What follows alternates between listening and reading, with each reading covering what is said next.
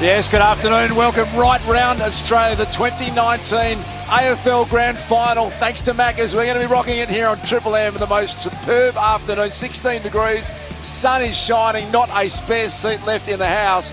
And we are ready to bring you all the action in the fine style that these men do every single week. Chris Judd, superstar, two-time Brownlow medalist alongside him, Nate Brown, All-Australian, one of the great players in the modern era, according to Brownie. And Damien Barrett's here, the number one newsbreaker. We've got every angle covered. James Brayshaw, Mickey Roberts to join us. Ash Chua, his 17th grand final on Triple M. 3 grand finals with North Melbourne. He's going to give you everything you need to know from a stats point of view.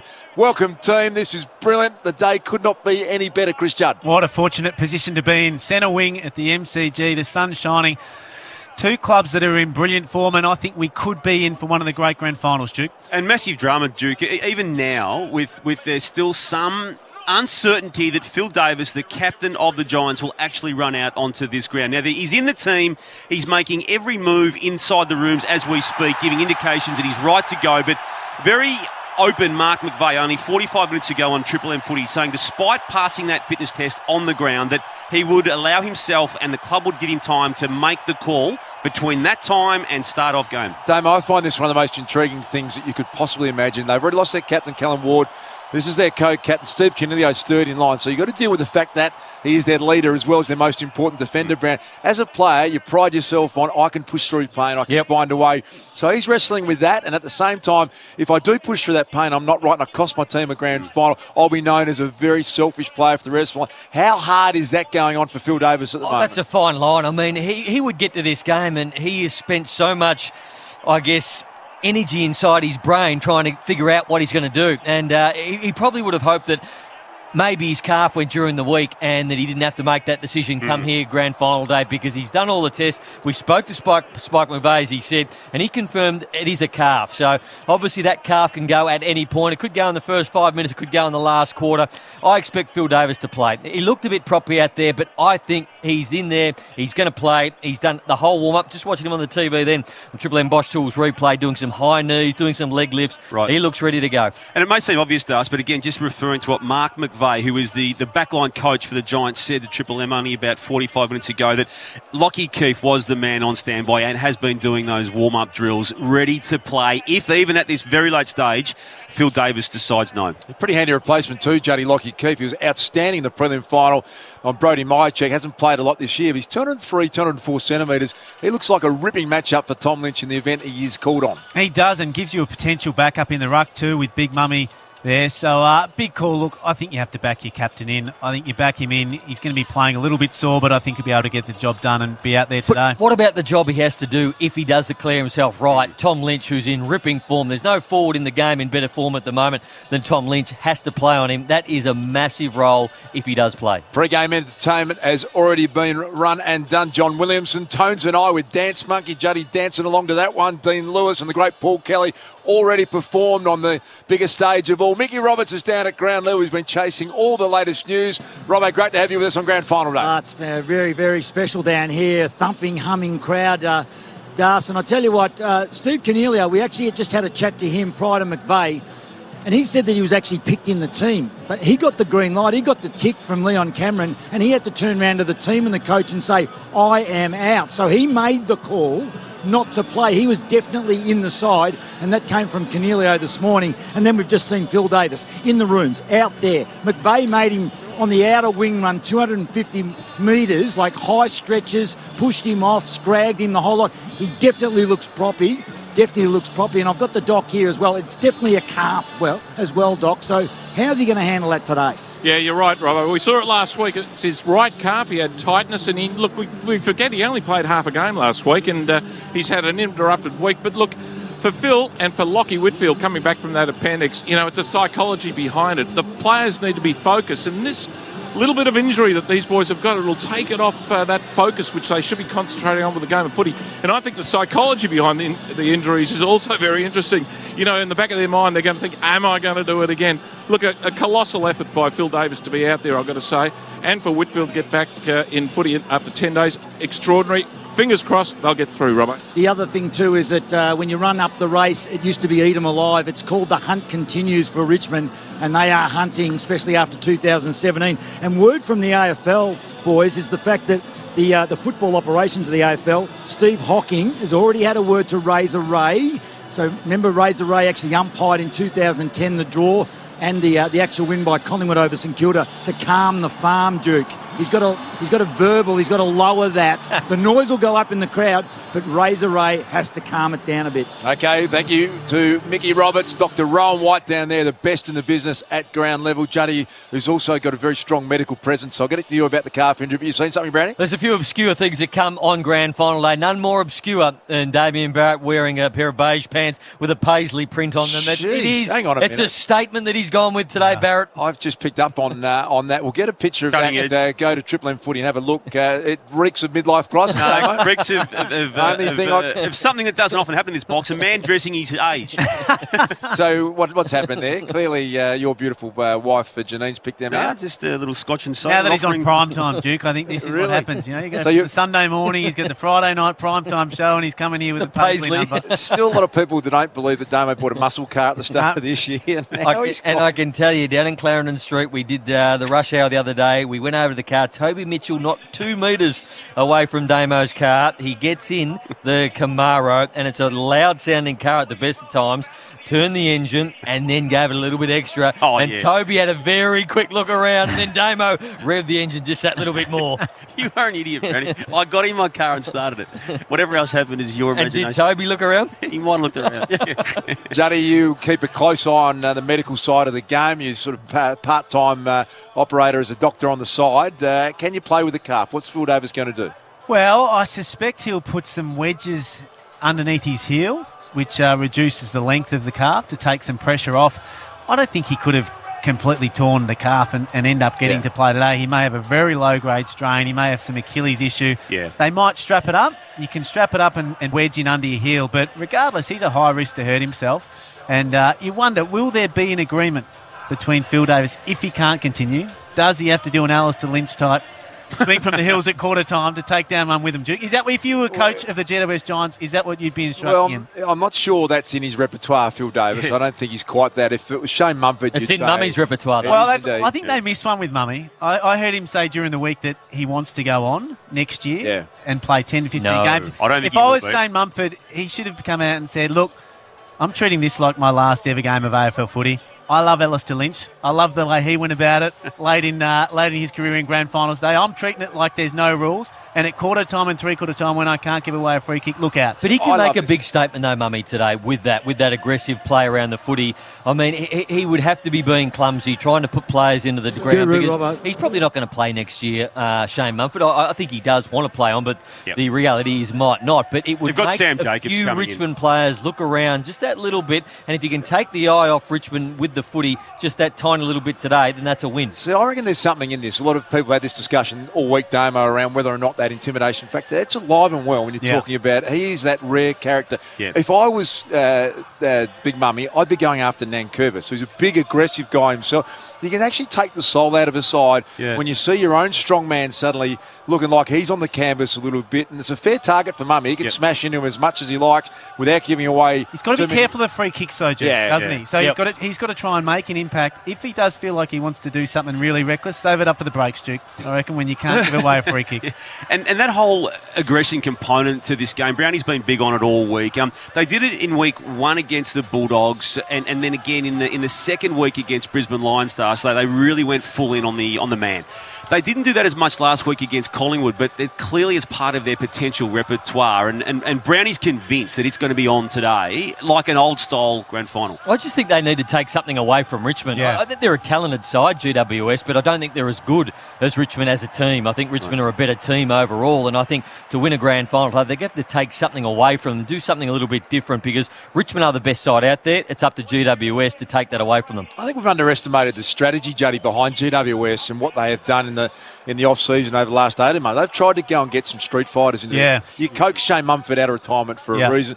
Sam Reid is a hard, tough, Matt DeBoer. He's short. They've actually actually specifically going, if we are going to get to him, we've got to get a harder edge into our side. And you know what? Some of the freewheeling, talented players, they were happy to trade out. And then the way they're playing too, they're playing a lot more up and down the same line. In a lot of ways, they're clogging the game up more than you would expect from a team with so much talent. So they are brawlers, and I think they feed off it. I think it almost was the difference between the Brisbane game in particular, and I agree with Nate. I reckon they're the team that should come out and throw the first jab in that area. Ground ball gets are so important. They were 37 up against Collingwood last week, and then Collingwood on the last quarter by 12. So it's a game of yardage. If you can win that ground ball, Richmond are very good at the contested footy game as well. But if they can get the yardage, they've got 3 forwards who are going to worry Richmond today. Jeremy Cameron, Himmelberg is the number 1 goal assist player, and also Finn Layson, who's kicked 35 or 40 goals this year. Now, I think Dylan Grimes is a wonderful player. He's going to get somebody. I can trust him. I'm not sure about Asprey one-on-one or Broad one-on-one if there's multiple entries going inside 50. So that's where I think they can get him in the back end. Darcy, you talked before about the obvious problems for Phil Davis and how Canelio came out of the team during the course of the week, having not played since round 17. And then you've got the Lockie Whitfield situation coming back into this game today after missing last week with an appendix operation. Lost 5.5 kilos from that procedure. Hasn't put all of that weight back on. And then there's that intimidation factor that again, Brownie's been big on. Does Sean Ryan, who's the umpire in question for the second final the Giants played, when Adam Kennedy targeted the arm of Charlie Cameron, does he send the shot across the bow to the Tigers? You can't target this man today. And because the AFL endorsed those actions that he made in that particular game. I'll be surprised if he didn't do that. Here come the Giants. Here come the Giants out onto the MCG. Phil Davis, the captain, leads them out. He jumps up through the banner, and there's a nice little smattering of orange around the G. As you would imagine, the Tiger Army is going to dominate, but a bit more representation from Sydney. Apparently the build-up in the last 48 hours in New South Wales has been enormous. The Sydney town have got right behind the underdog spirit of the GWS Giants, and they are out first onto the MCG. Damo's question around the Whitfield's an interesting one. I understand that they're able to put some pain relief around the injections. They're not worried about Lockie Whitfield. They were really confident in what they were going to be able to do. And to me, Juddy, he's that player that his 15 or 20 possessions with his ball use, is so important. You just had to get him out there if he was anything like right. That's right, and he's probably the best runner on the ground when he's fully fit. Yeah. Even after going through that operation, he's still probably in the top 5 runners out there. And like you say, his ball use on either foot is absolutely elite. So they definitely look like a better team with him out there. And I don't think he'd be the worry. I think they'd be much more nervous about Phil Davis, given what he's playing with, than what Lockie Whitfield is. So Phil Davis running around. We've got the binoculars on him at the moment. You wouldn't say that he's moving like Usain Bolt. He's never overly bouncy, Duke. No. He's got the, you'd imagine, the calf strapped up, as Juddy said, and Dr. Rowan White gave us some inside information on that. I love what's going to happen today with Toby Green, Brownie. Either way, it is going to be Dylan Grimes plays on him. I can't imagine they'd trust anyone else with that matchup when he's deep forward. We know he can go and play midfield as well, Toby, but I love the fact that he's the sort of guy that would be going, bring Dylan Grimes on. I reckon I could dominate him in a grand final, and he might just do it. And I think he's going to play 80% midfield, Duke. He's been playing 80% midfield the time he has been out there. Richmond don't tag, so Toby Green's going to get a fair amount of the football.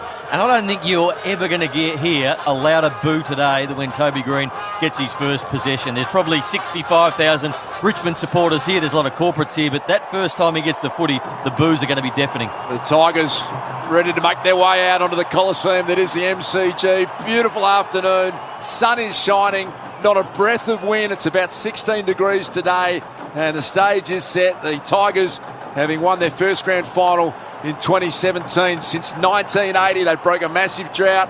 Now they're back out onto the MCG. They're on a winning streak. They look prime. All the drama's been around the Giants, and here they come, the Tigers. Big. Fair amount of pressure on that man, Jack Riewoldt, to return to some form. Tom Lynch has been carrying a heavy load down there, but Riewoldt, he was very good in the last round against Brisbane, but needs a big game today. Leads them out. Jack Riewoldt, first one through the banner. And we might take a break. James Brayshaw to join us. Dr. Rowan White, Mickey Roberts. We've got the two-man, Nate Brown, Chris Judd. We are all set. Grand final day. Thanks to our marquee sponsor at McDonald's. It's the Tigers and the Giants, the 2019 AFL Grand Final. We're rocking it right here on Triple M. Thanks to McDonald's, Triple M rocks the Grand Final on a perfect afternoon. The sun is shining, and we're ready to go with Nate Brown, Chris Judd, James Brayshaw. We've got Dr. Rowan White, Mickey Roberts, and the two-man, But all eyes at the moment, Jody, we've had the binoculars trained on one man and one man only. A lot of drama around Phil Davis. What do you make of it? Well, he does look like he's hobbling when he jogs, and the doc told us that he's probably got some strapping on his calf. Not sure if he's running differently because of that strapping or because he's sore, but look, he's clearly going to play, but he definitely does like he's moving at 100%. JB, the drama for this for mine is just so intriguing. You lose your captain at the start of the year. The decision in Phil Davis's mind to go with it and not be right if he lets his side down, that will stay with him for the rest of his life, JB. It's an unbelievable position to be in. I think you've got to go back to Rod Jamieson in 98, I reckon. He declared himself 97 it was, and then did a hammy in the first 10 minutes of the game. Adelaide won, so it was all okay. But if they hadn't have, I don't think the great Malcolm Blight would have taken too well to it. But there was equal drama on that day, I remember. And he said, no, I'm right. And then very early in the game, he was gone. Robbo told us downstairs, Stephen Canelio has made a very unselfish decision. They were prepared to roll the dice, and he has decided that, you know what, I am not going to be able to do the job for the team. So at this stage, Damien Barrett's still with us. Damo, he can pull out up until the first bounce, can't he? He can pull out right up until that moment, Darcy. He can even pull out after the national anthem, which okay. I'm going to have my eye on him at that moment, right up until that moment. Until I see him go up and line up at centre-half back, I still think this is a line ball decision. The way the narrative came out of the club all week, and then the drama of this morning, every single person in media has had dozens and dozens of phone calls about this unfolding drama, and we've had Robbo bring it to us on Triple M, and then Mark McVeigh giving us the full emotion attached to the decision. So, Brandy, which way do you lead? Because the Tigers are settled. They sorted out Jack Graham earlier in the week, declared him out. They made their change. They brought in Marlon Pickett. They had a great story around that. All the chaos and the drama seems to be around the Giants. Does that have an impact in the way you're thinking about this game? I was watching the screen before the Triple M Bosch Tools replay, and Richmond looked comfortable. A few of them were laughing. They looked relaxed down in the rooms. But let's be honest, Duke, it's only one man. So there's 21 other players out there for the Giants at the moment, got their head around the game plan, got their head around what they're going to do. So they're not exactly thinking about Phil Davis the same way we are. It's a big talking point, but there's 21 other players that, you know, they've got a feeling of Nick Davis, Phil Davis, but they're not really focusing on that much. So I don't think it's going to be a huge distraction for them. Look at the other end of the ground and you see the Tigers, who could not hit the ground in better shape, and the man who's got to play on Tom Lynch looms large for me. 5 goals in the prelim final, Juddy, and he'd be looking over the other side going, well, I don't care who you send to me, I'm going pretty well myself. Oh, he's just been incredible, wasn't he? And he'd be looking around today and just thinking, thank God I made the move to come down to Richmond, come down to a Big Four club. For Tom Lynch to be playing off for a premiership medallion today would be incredibly special for him. But I think his partner in crime might just kick a few today. Jack Revolt, he's been quiet. Still could have kicked 3 goals last week after barely touching the ball. I think there's going to be a lot of focus onto Tom Lynch today. I wouldn't be surprised if that led Jack Revolt to be able to pop up and kick a few. I like the fact that Jack came out during the week and said, I'm going to back myself in because I'm a big game player. So that means he's got his mental state right, and you're right, there is going to be a lot of effort going to Tom Lynch. Jack Revolt is a wonderful footballer, and if you give him space, if you don't give him the respect he deserves, he could kick some goals today. Been doing some sleep training with his baby leading into last week's game, I'm led to believe. So hopefully he's taken some initiative and made sure he had a good night's sleep the last couple of nights. Because I wouldn't be surprised if that affected him last week, Purple. There's a scoop for you. Don't bring your Friday night stuff to the Mate, that's Saturday a scoop for you. He has been doing sleep training with Sleep school. Sleep school. We're about to get ready, Hamish McLaughlin. Stevie J's the Premiership Cup ambassador. He has got the Premiership Cup ready to deliver, and what a nice touch to have Tommy Hafey's widow Maureen and also Kevin Sheedy going to present the cups to respective teams. The Giants, of course, with Kevin Sheedy if GWS win it, and Maureen Hafey on behalf of the Tigers. Pretty ambitious making Stevie J the Premiership Cup ambassador, JB. Oh, I understand. He's had a very indifferent week, Stevie. They had to mint more than one cup because he actually lost a couple. Premiership Cup ambassador, Stevie Johnson.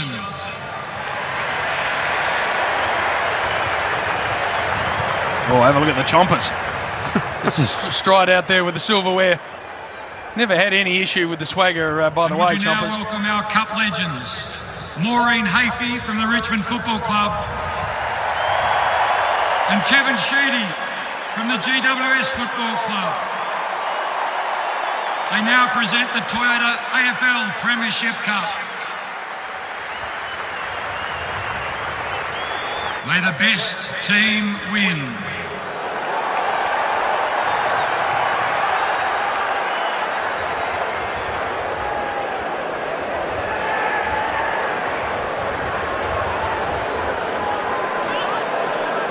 I now ask you all to please be upstanding, remove your caps and join with Conrad Sewell as he performs the Australian National Anthem with the St Albans East Primary School Choir. Australians, all let us rejoice, for we are young and free, with golden soil and wealth for toil. Our home is girt by sea.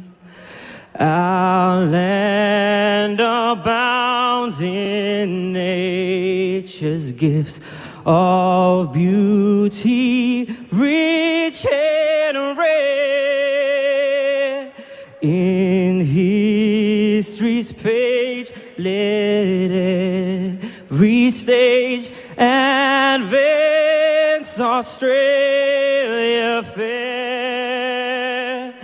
In joyful strains, then let us sing. Advance Australia fair.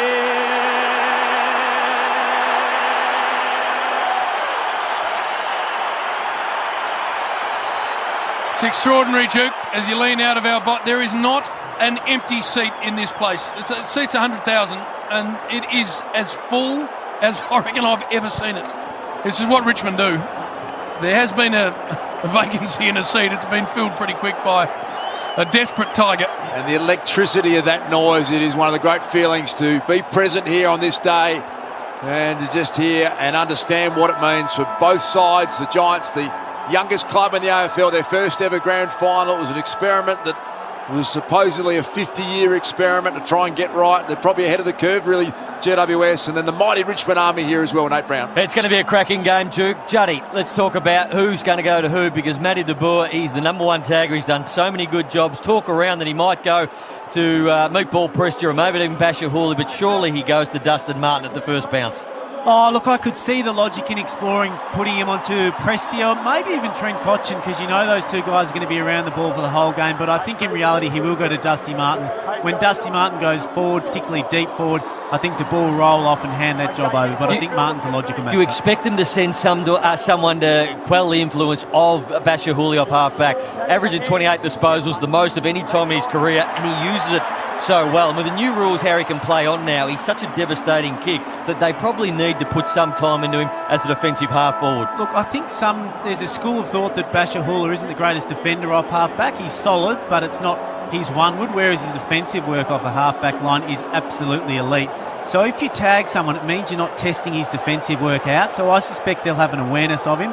But if anything, if I was GWS, I'd be telling him to try and go through Basher Hawley's man to put some doubt in his mind so that he is forced to defend and not just attack off the half-back line where he's so damaging. It is a big call for Richmond to go in with two ruckmen, Soldo and Nankervis. It's a beautiful day.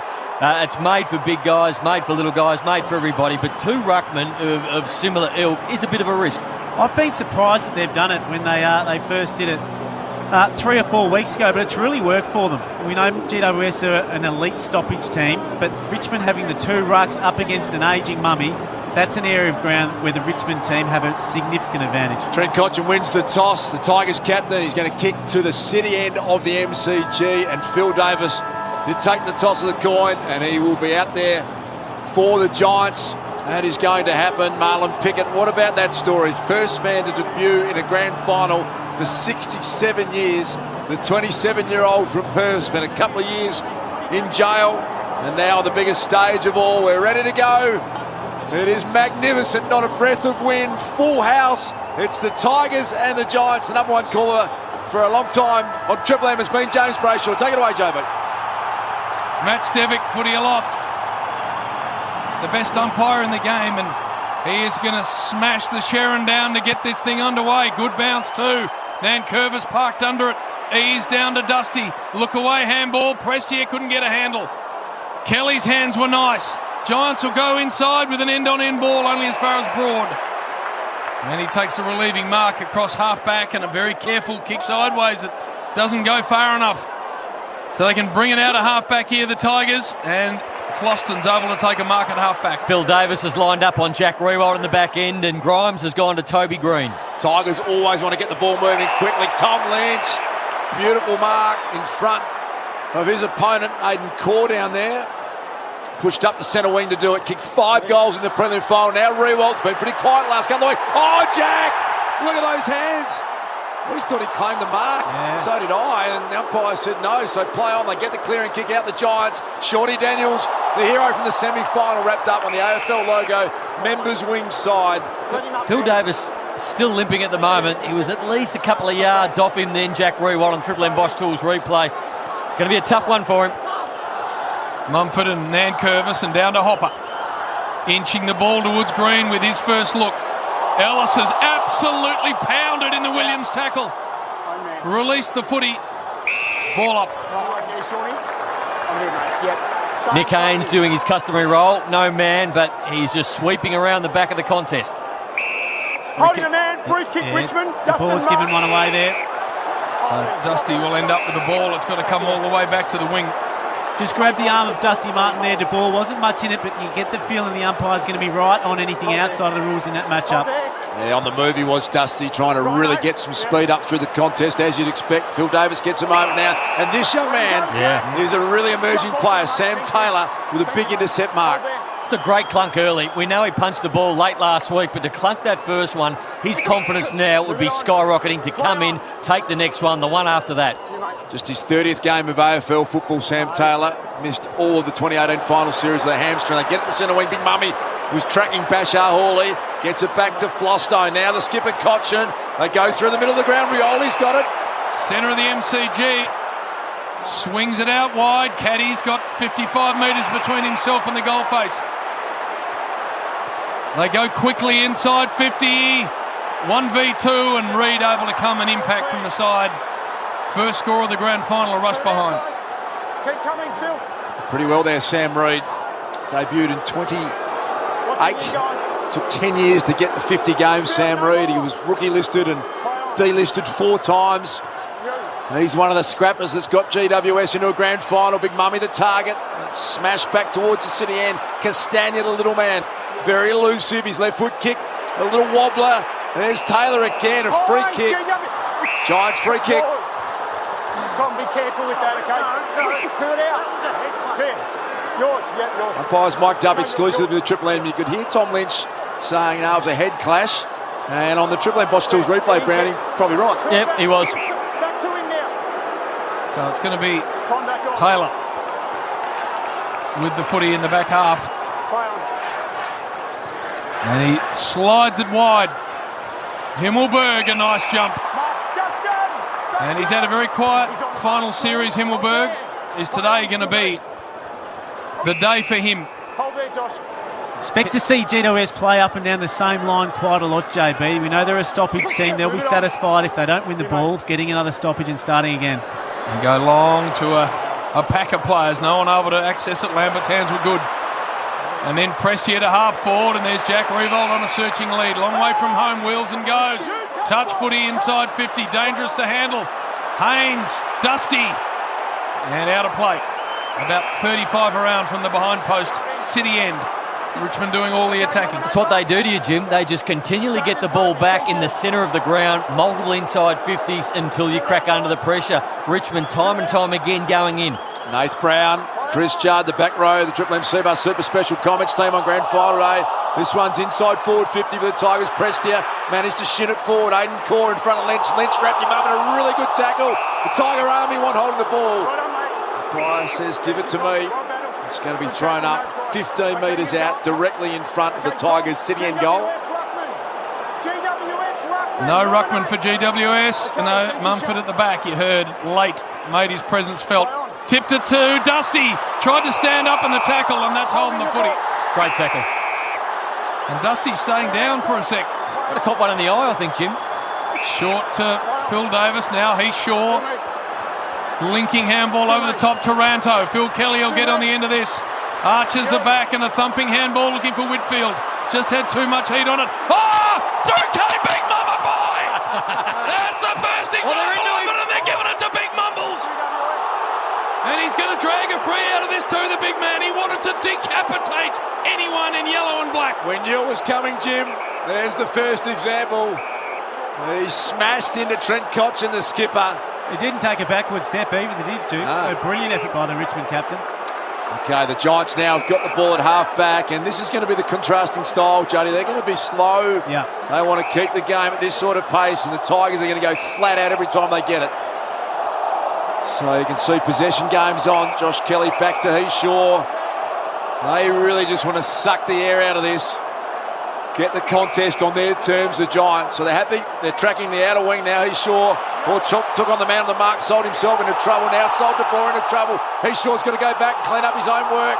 Wrapped up in a really good tackle. And they get it held up on the outer wing, southern stand side. One behind the Tigers, yet to score the Giants on the Triple M Beaumont tile score. They're hesitant to switch the ball early, Duke, as they were last week against the Pies. But as the quarter went on and as the second quarter came around, they started to switch the ball a lot more. Hopper holding the footy. And the little meatball Prestia is going to end up with the footy. Very, very good. Fell over someone again, JD. Yeah, he'll do it all day. Just an accident. Yep. Cotchin again. He'll accidentally just land on everyone. Punch down to Williams. Williams a little controlling one to Toby Green, and then Kelly flicking the handball around here. GWS did it too much. They get it back. Although Taranto was taken in a very good tackle. Jack Revolt now. Free kick is coming back to the Tigers. Bashahuli on the wing. Out of side, Bashahuli, All-Australian for the first time at 31 years of age. No real damage done on the scoreboard yet, Duke, but Richmond do look like the side that's settled the much better so far. Speaking of All-Australians, Dylan Grimes at half-back. Oh, that's a nervous kick. Big Nankervis. Oh, he's copped it up. The little man got involved there. Did really well. Daniels at half-forward. They busted it open here, the Giants. The cavalry arrives for the Tigers. Gone. Oh, Ray's got one picked out. Desperate. Tigers are going to get it back. And Dylan Grimes cleaned up the mess that he created. Stiff there. Just desperate to pay a free there, little race. And get involved on grand final day as Floston goes long and high to half forward. Lynch and Core one-on-one. Lynch did brilliantly well. Outside 50, the big man. Punches it low and hard, looking for Dusty. One-on-one. Late spoil was good from Taylor, out of play. So it looks like Taylor's going to get the job when Dustin Martin goes forward deep into the defensive end, and then De Boer will go back into the middle. 8 minutes gone. First quarter, the 2019 grand final. Just the one behind scored. The Tigers are deep in attack. They've got the only behind De Boer. He's tagging Dusty when he's in the midfield. Dusty's tackle was really strong. We're 30 metres out from the Tiger goal, rolling more of players. And once again, umpire says, give it to me, two-man. Red Z lending inside 50s 5-1 the Tigers' way, dominating the tackles 12-4. Ball up about 30 from the Tigers' goal. Lynch, little piece, and it's busted out of the hands of Reid. Thumped forward by Edwards. Thumped further forward by Revolt. Back there, Lockie Whitfield. And some room to move for Lockie Whitfield, and then he just dumps a long one down to half-back. Numbers here, there's Marlon Pickett's first look. Big tackle laid by Cameron Numbers with the Tigers short. They go inside again, repeat entries. Heath-Shaw's got to stand his ground. Soldo couldn't hang on. Prestia, 40 from home, and he retreats by foot and gets it back to Caddy. Caddy from 55, floating Mung forward, and it's thumped through for another behind. Two behinds Richmond. GWS haven't scored. Triple M Beaumont tile scoreboard. They are under siege, the Giants, but at various times throughout this final series, they have been under siege. Brisbane 2 weeks ago, Collingwood last week, and they've been able to hold up. You have a look at Richmond's entries at the moment. None of them are pretty and none of them are easy. They're all under pressure. Core fullback kick in, goes short to Heath-Shaw. And they work it out pretty comfortably to Reid now on defensive 50. They're happy to scrap defensively, the Giants. Now they work it back to Heath-Shaw. Oh, that kick was a nervous one. He wanted to go short to Toby Green. Not sure Toby's got involved at all yet. Now this is where they're dangerous on the rebound. First goal coming up. Castagna backing from there, and he's just dragged it across the face. And he's missed. So 3 behinds the Tigers. They are peppering yet to score the GWS Triple M Beaumont tile scoreboard. Quarter bring it in, and he bites off a short one to Perham and just gets to him. Nervous defensive 50 moments here for the Giants. Long now they go. In from the side, Haynes couldn't hang on. Whitfield, and it's picked up by Hawley, then Prestia. Inside 50, Lynch couldn't hang on to one. He probably should have in the end. They can bring it out the outer side through Taylor.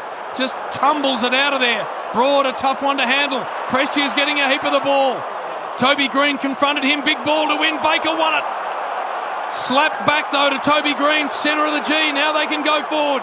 Touch ball to Daniels. Very, very nice. Classy kick that. Found the little man Daniels. He's got a leading option out there. And Williams, who's pushed forward, dominated in the midfield last week.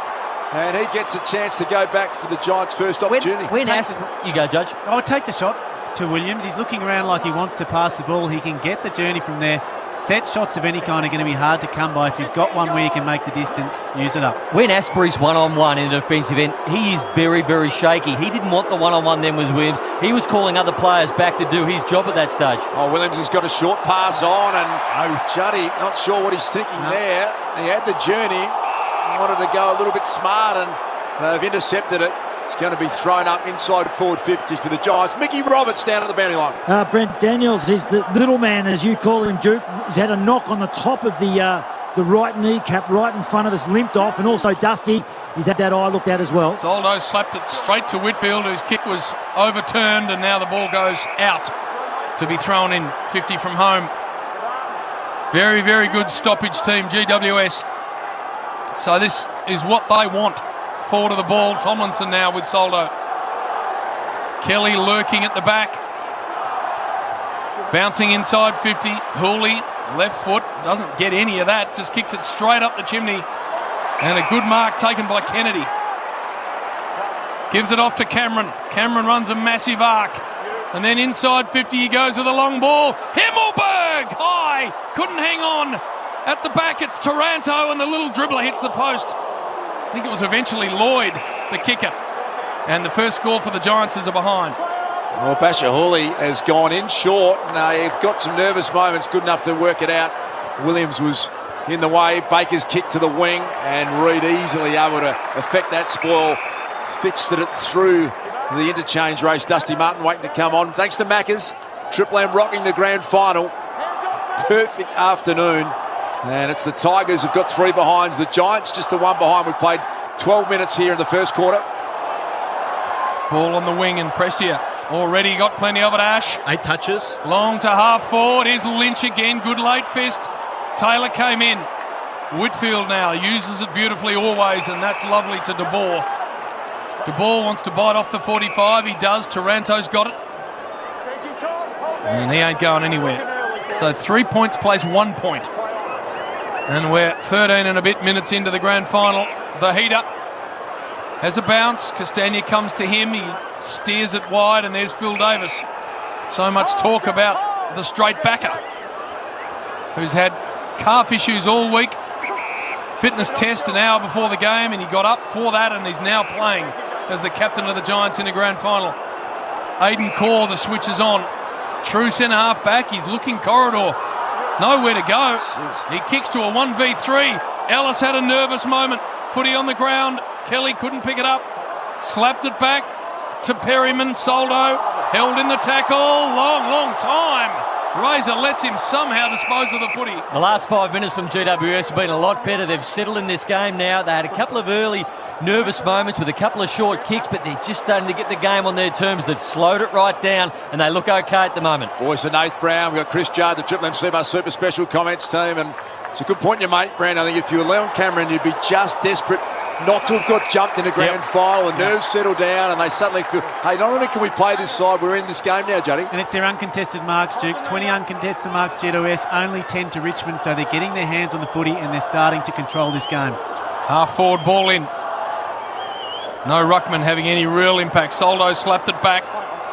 Lambert gave it to Hopper. Hopper from 55. Sidewinder inside 50 ball and over the line in front of Cameron. It's going to be thrown in deep. Punt road end. Giants heading in that direction. And as you heard from Chris Judd and Nath Brown, they've had a nice little patch here, GWS. Starting to get on top, and the ground ball gets their +2 up in those disposals at the moment. So ball in. Finlayson clean possession almost, and then he just coughed it up. Pickett handball was astray, and then I think a high contact free will go Richmond's way. What an effective tactic that for Finlayson. Yeah. Got a goal on big Brodie Grundy in the prelim final, maybe controversial, but he's backing himself in. Shane Edwards has got the free kick half back. Oh, sold Vlosten into some trouble. The Giants are there. It spills out to De Boer, went through his legs, picked out the back by Bolton. He ran into real trouble and he's gone too. They're having a real good patch here, the Giants. They need to score, though. They need to land a blow right now. Lockie Whitfield, that's where you want the ball. Hello. And Toby Green steps up to the plate. I think it's his first touch too, man. Despite his second touch for Red Z. Have a listen to the boos, Duke. Oh, you need a good villain, don't you, in any contest. Look at the swagger. This man has got as much strut, JB, as any player we've seen. He's a long way out. Judd-esque, the swagger. Can he get the journey from there, Nate Brown, or kick it from 50? I think he'll get the journey, but going the journey, it might push it a bit wide, but he'll definitely get the journey. I'm going to back him in. He's a big game player. Have a listen to this noise. The boos coming from the Tiger Army. He will love this Toby Green from 50. It was a bit of a stuttering approach. Struck it pretty well, just slightly across the face. And we still haven't got a goal in the grand final. We've played 16 and a half minutes in the first quarter. 3 points to 2 points. Triple M Beaumont Tile scoreboard. The Tigers by a solitary point. It was 9 inside 50s for 1 to Red Z Lending. They've had the last 4 now, GWS. Hooley short to Grimes. Back pocket. MCG chockers.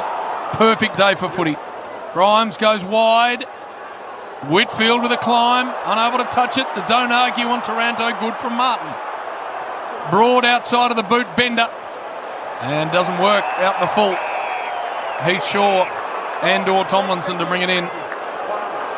Short to De Boer on the wing. Goes all the way back to Haynes. What a final series he's had. Swings it to Phil Davis. Now they've got the switch on. Long ball here for Perryman. Taylor's worked ahead of the ball for him. He decides to go inboard. And Reed has it on the logo. Oh no, that's horrible. Horrible ball. Chopped out by Lynch. Gave it to Edwards. Edwards to Martin. Martin back to Lynch. Lynch inside 50. That's not a great ball either. Bolton's got a heap of work to do. Picks it up, bends it back, and seeing it through for a behind was Davis. No, he kept it in. Haynes off a step. Punches it wide. Numbers here with the Tigers. Caddy walked into a heap of strife. Took on 2 or 3 tacklers. Ball up. Tell you what, the defensive transition from that kick in the middle of the ground, which opened them up, there transitioned the Giants to cover that footy and to get 3 or 4 numbers there. Just to corral the situation was outstanding. Nath Brown and Chris Judd, the Triple M Super Special Comments team in great form. That's going to go out of bounds at half forward for the Tigers. Seabus Super offering members insurance cover that protects building and construction workers. Sam Reed's kick, if you look at the Bosch Tools replay, Jay, that had nightmare all over it. And it was just a very aggressive kick, wasn't it? It's the sort of kick you prefer to be made by a Kelly or Whitfield, one of those players. I think Reed can be a little bit more conservative with his ball use. Whitfield gave it beautifully to Taranto. Long ball down the outer wing. Flostone flying, brought it to ground. Lloyd with his head over the footy. Numbers again with GWS. They get it to half forward, but only as far as Broad, who'd sagged off and took a nice mark. This could be the shortest quarter in the history of a grand final. They didn't make it 19 minutes gone. Still yet to have a goal in the grand final. It's 3 points to 2 points. The Tigers lead it by that solitary point. We've got 5 minutes remaining. And we're at half back now. Liam Baker on the members' side wing at the MCG, bathed in sunlight. Looks immaculate, as you would expect on grand final day. And now it's the Tigers going with a bit of possession footy. Basher Hooley's got it. You have to say the scoreline right now suits the Giants. They would love to be in this position. 20 minutes in, a point down, they're in the contest. Hooley with the long, high, slow ball down the line. Lynch's hands look good, but they did well to affect the spoil. Sam Reed, they merge with the ball to Hopper. Tough, strong player. Cameron in front. Oh, good mark. He stood up to Grimes.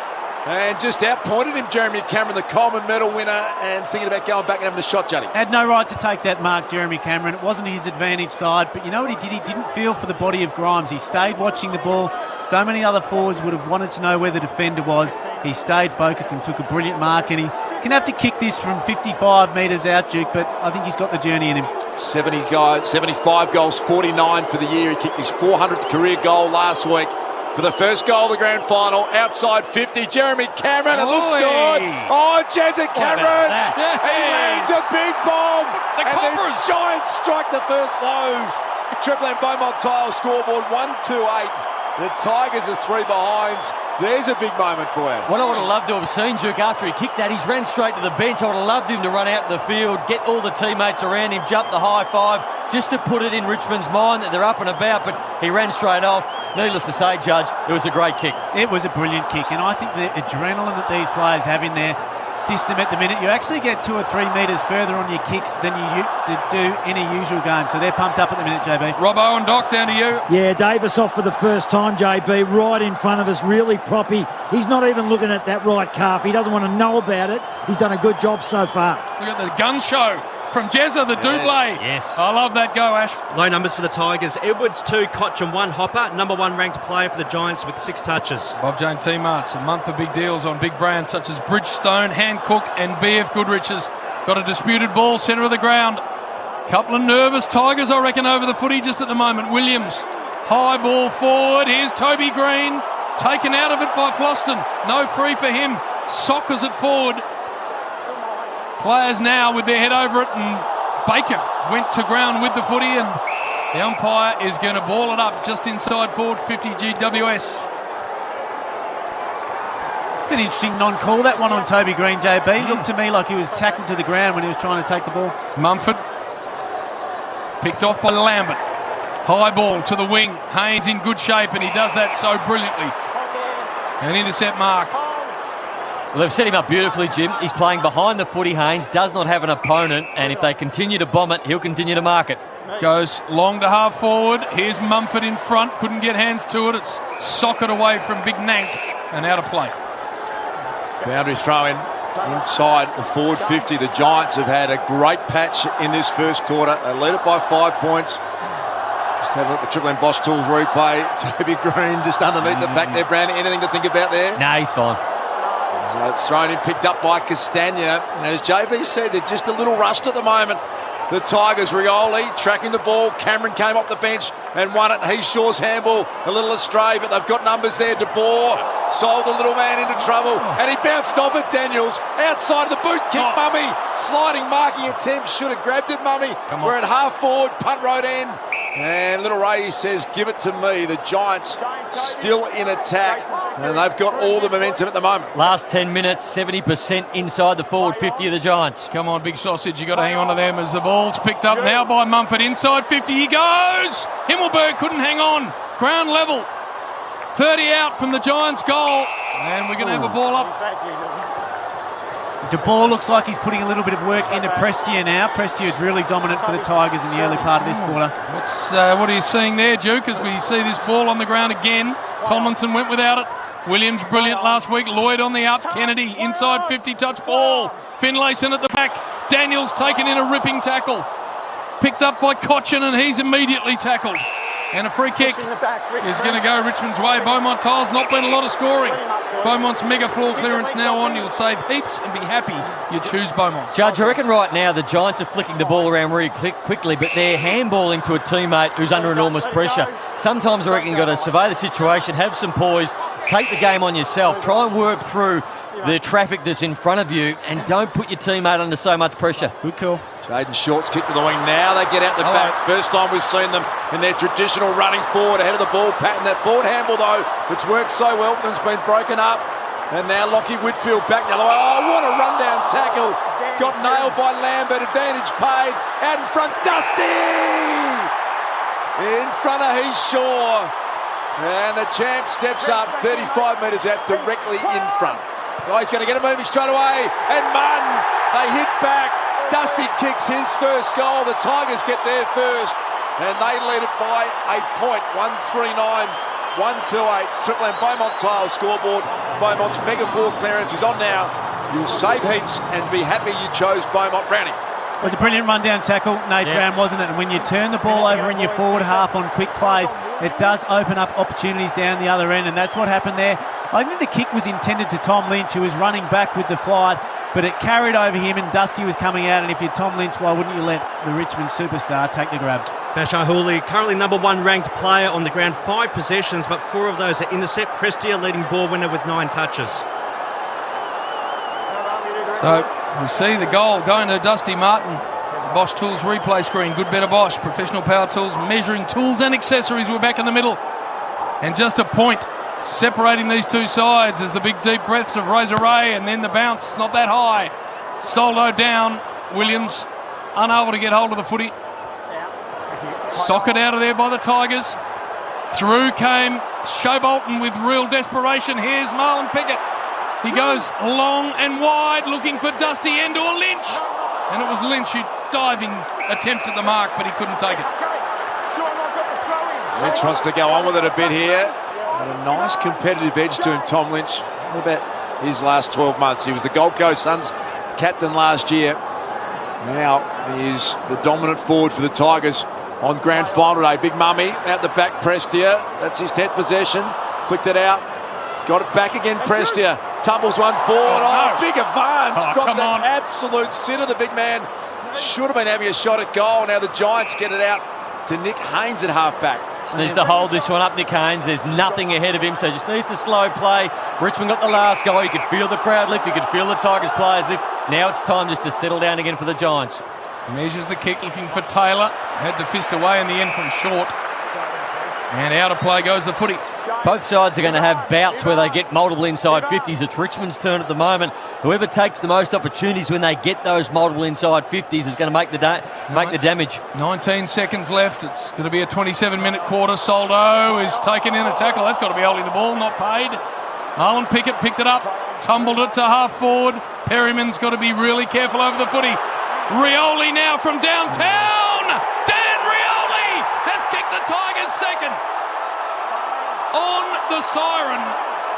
No idea how Soldo wasn't pinged for holding the ball, but it doesn't matter.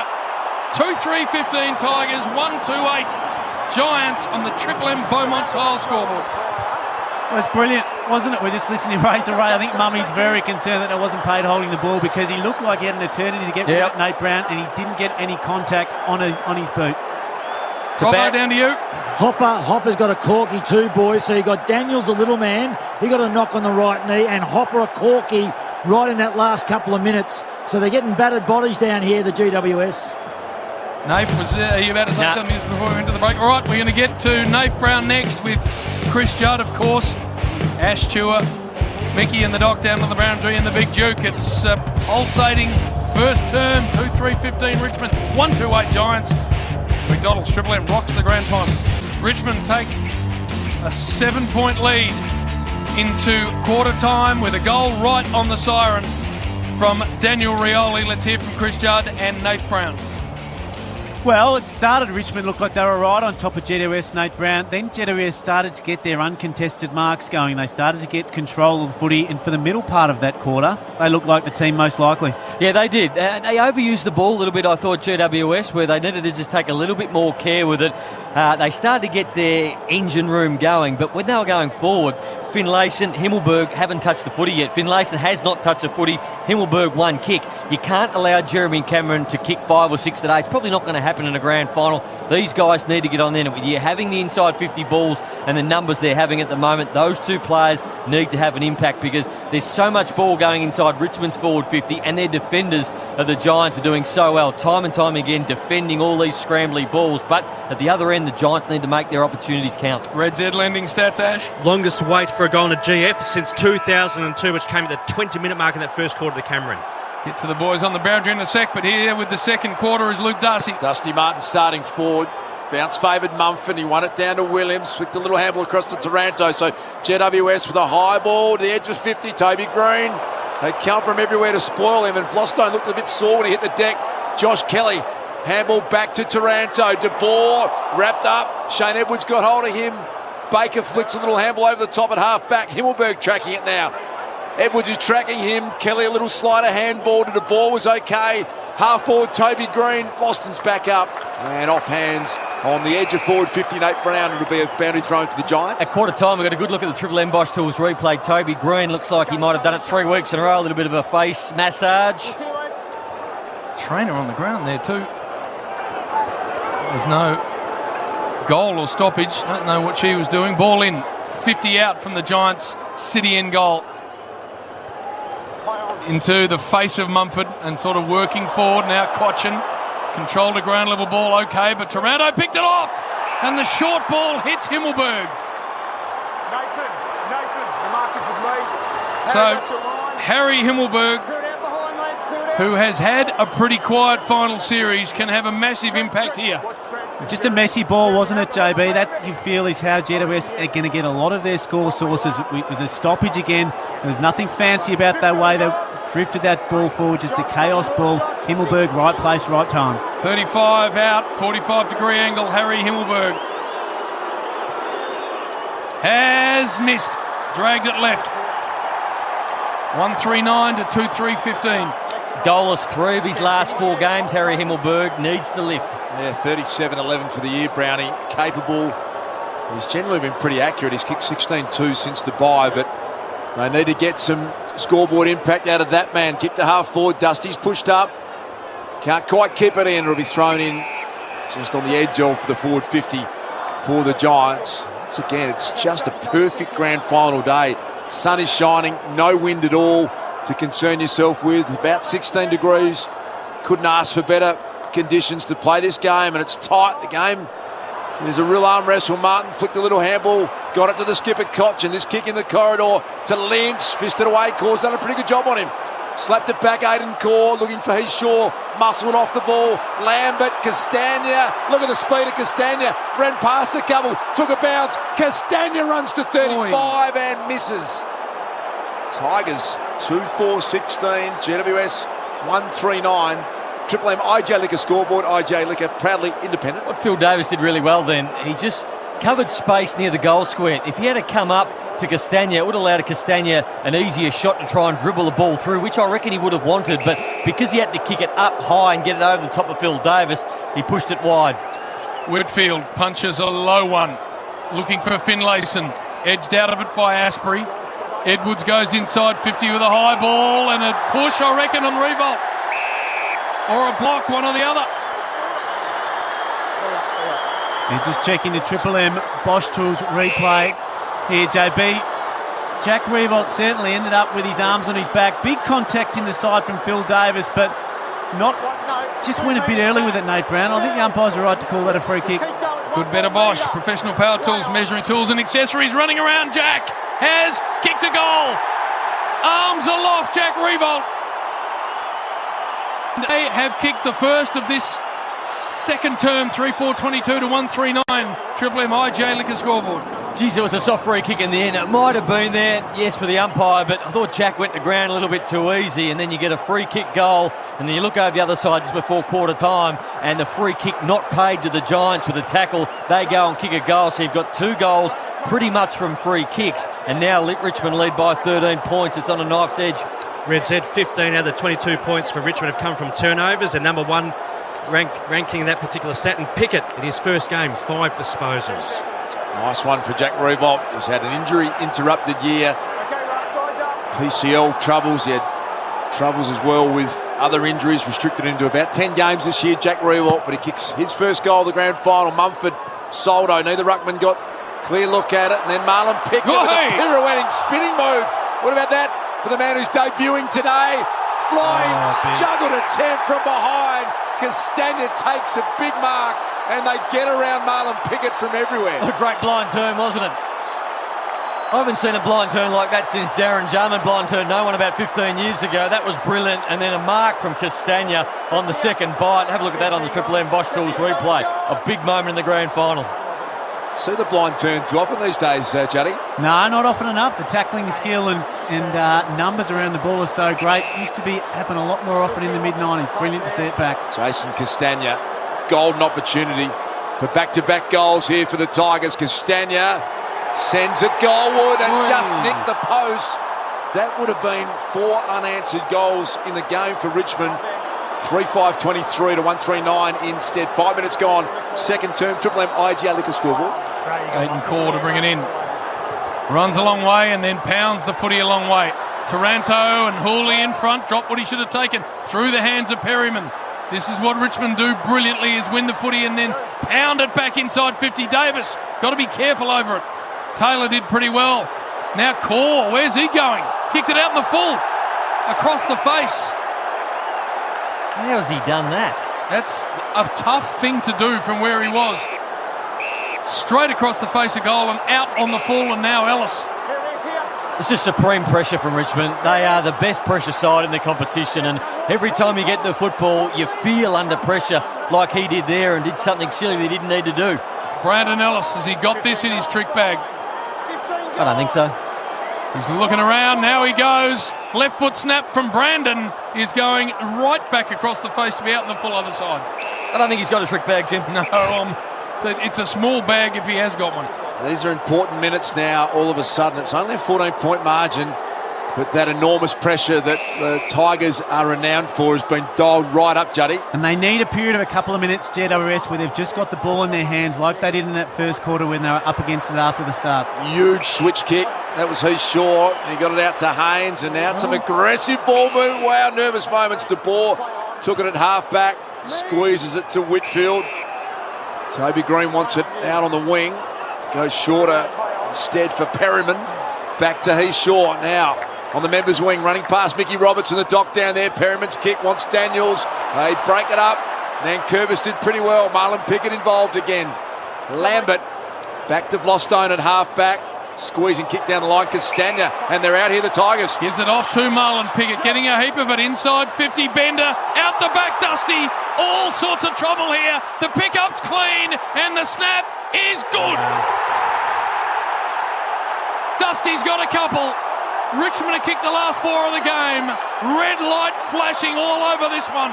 4-5-29 to 139. Triple M IGA Liquor scoreboard. Well, there are some players involved today that when they do something, you're going to get the energy levels of their teammate up more than others. 2 of those players for Richmond are going to be Pickett, who's playing his first ever game of AFL football, and Dustin Martin, who's obviously the club's best player. And both those 2 guys involved in the game there. Play started with a turnover in Richmond's half-back line. GWS bit off more than they can chew with their centering balls to their half-forward line. And Richmond is so good on that counter-attack footy. Today's an arm wrestle. GWS want the stoppages. Richmond want to counter-attack and get their scores from there. When they turn the ball over in the centre of the ground, they are very dangerous, particularly if they're able to get the ball into their forward line with Dusty Martin in a one-on-one. Number 1 team in the comp all year, scores from turnovers. They average 57 points to Richmond. And we just saw that then. They are devastating when that happens. Back in the stoppage. Toby Green's been quiet. It looked like he was taken high. They let it go. Marlon Pickett bursting out. They might have thrown that. Umpire Ray Chamberlain swallowed his whistle out there at the moment. Picked up by Toby Green. Back to Phil Davis. Everything under pressure at the moment for the Giants. Basher Hawley smashes it away. Tomlinson front and centre. Again, Hawley came strong at him and then got rewarded. Play on's the call. Rioli's kick looking for Lynch, and Lynch has got it. Wow. Everything that could go right, going right at the moment for the Tigers. This is danger signs, isn't it, Nate Brown? GWS needs somebody to stand up quickly, otherwise this game's all over. It's just a pressure masterclass. Every time the GWS boys get the footy, they are just accosted by players laying big tackles. Yes, it should have been a free kick going back the other way. Could be another non-free kick for a goal, but the pressure, you can't doubt what Richmond have done right now. Rubber the green going the Tigers' way, but on the back of enormous pressure, enormous effort. He's a beautiful kick for goal, this man, Tom Lynch. 61-31 for the year. Started with a massive injury. He's played every game. The former captain of the Gold Coast Suns on grand final day kicks his first goal, and that is 5 unanswered. The Tigers are 5-5-35. The Giants 139 Triple M IGA Liquor scoreboard. Marlon Pickett, Red Z Lending Stats. He's all of a sudden up to 9 disposals, doing really well. 4 and 5, 75% by foot. But it's got danger signs written all over it. Now you need your Giants players, because this could become a blowout. This game could be over before half time. They need to now, somehow, Mumford's the man who needs to start it, get the ball in their hands. They need to slow this game down. This game's being played at a frenetic pace, and it is Richmond's pace. The Giants need to slow this game down to a trickle and get themselves back in this contest. And Richmond's pressure rating at 200, AFL averages 182. 4 out of their 5 majors have come from Giants turnovers. Red Z Lending loan specialist for the self-employed. It is 35-9. The Tigers' way. They've kicked the last 5 goals of the game. As Mumford and Nankervis go to work, neither able to really impact, and Hopper holds it into Edwards. We're going to have another ball up. This time Mumford got it down to Hopper. Outside of the boot forward, but Hooley in the hole. Takes an uncontested mark and then distributes to Short. Really, to the naked eye, starting to look like this game is right on Richmond's terms. Lambert on the wing. Goes long down the line. Davis, a fist away, goes over the top of Pickett. Green's hands were good. Perryman's hands were equally good. Taranto taken in a strong tackle. And a big bump on Revolt from Green. Ball out right in front of Doc and Mickey Roberts. 5-5-35. Richmond 139. Giants. Triple M IGA Liquor scoreboard. You know, it's been played on Richmond's term when the ball is in their half of the ground. The only time the Giants get the ball forward, they kick it straight to Basher Hooley, who's camped on his own. Holding. Free kick off the ball, going the way of the Giants. Harry Himmelberg. Now they get a chance. Jeremy Cameron, the deepest forward. 26 points is the margin. They just have to kick the next goal. GWS, they go in the Cameron direction. Asprey from behind. Out the back, Lloyd. Flicked it to Toby Green. Went with the right set. Check side, the right forward pocket. Under all sorts of pressure. And he got it through for just a minor score. So 1-4-10. 5-5-35. It's a 25-point Tiger lead. 12 minutes gone, second term. Triple M IGA Liquor scoreboard. Flostone to bring it back in. Favours the members' side and goes with a long high one. It's Core out in front. He couldn't hang on, having got pretty good access to the ball. Now Lynch has it held in, and the ball will be thrown up half forward flank for the Giants. What the Giants had in that first quarter, Duke, 27 uncontested marks, only the 5 in this second quarter, so Richmond have completely shut that down. Caddy on the up to Edwards. Edwards to Hooley. It's going to come back to Caddy. What are the free kicks in this game, Ash? 10-5, Richmond's way. As the short one finds Floston. Right in front of the dark green member seats here at the mighty MCG. A statement needing to be made quickly here by the Giants. High ball from Floston down the line.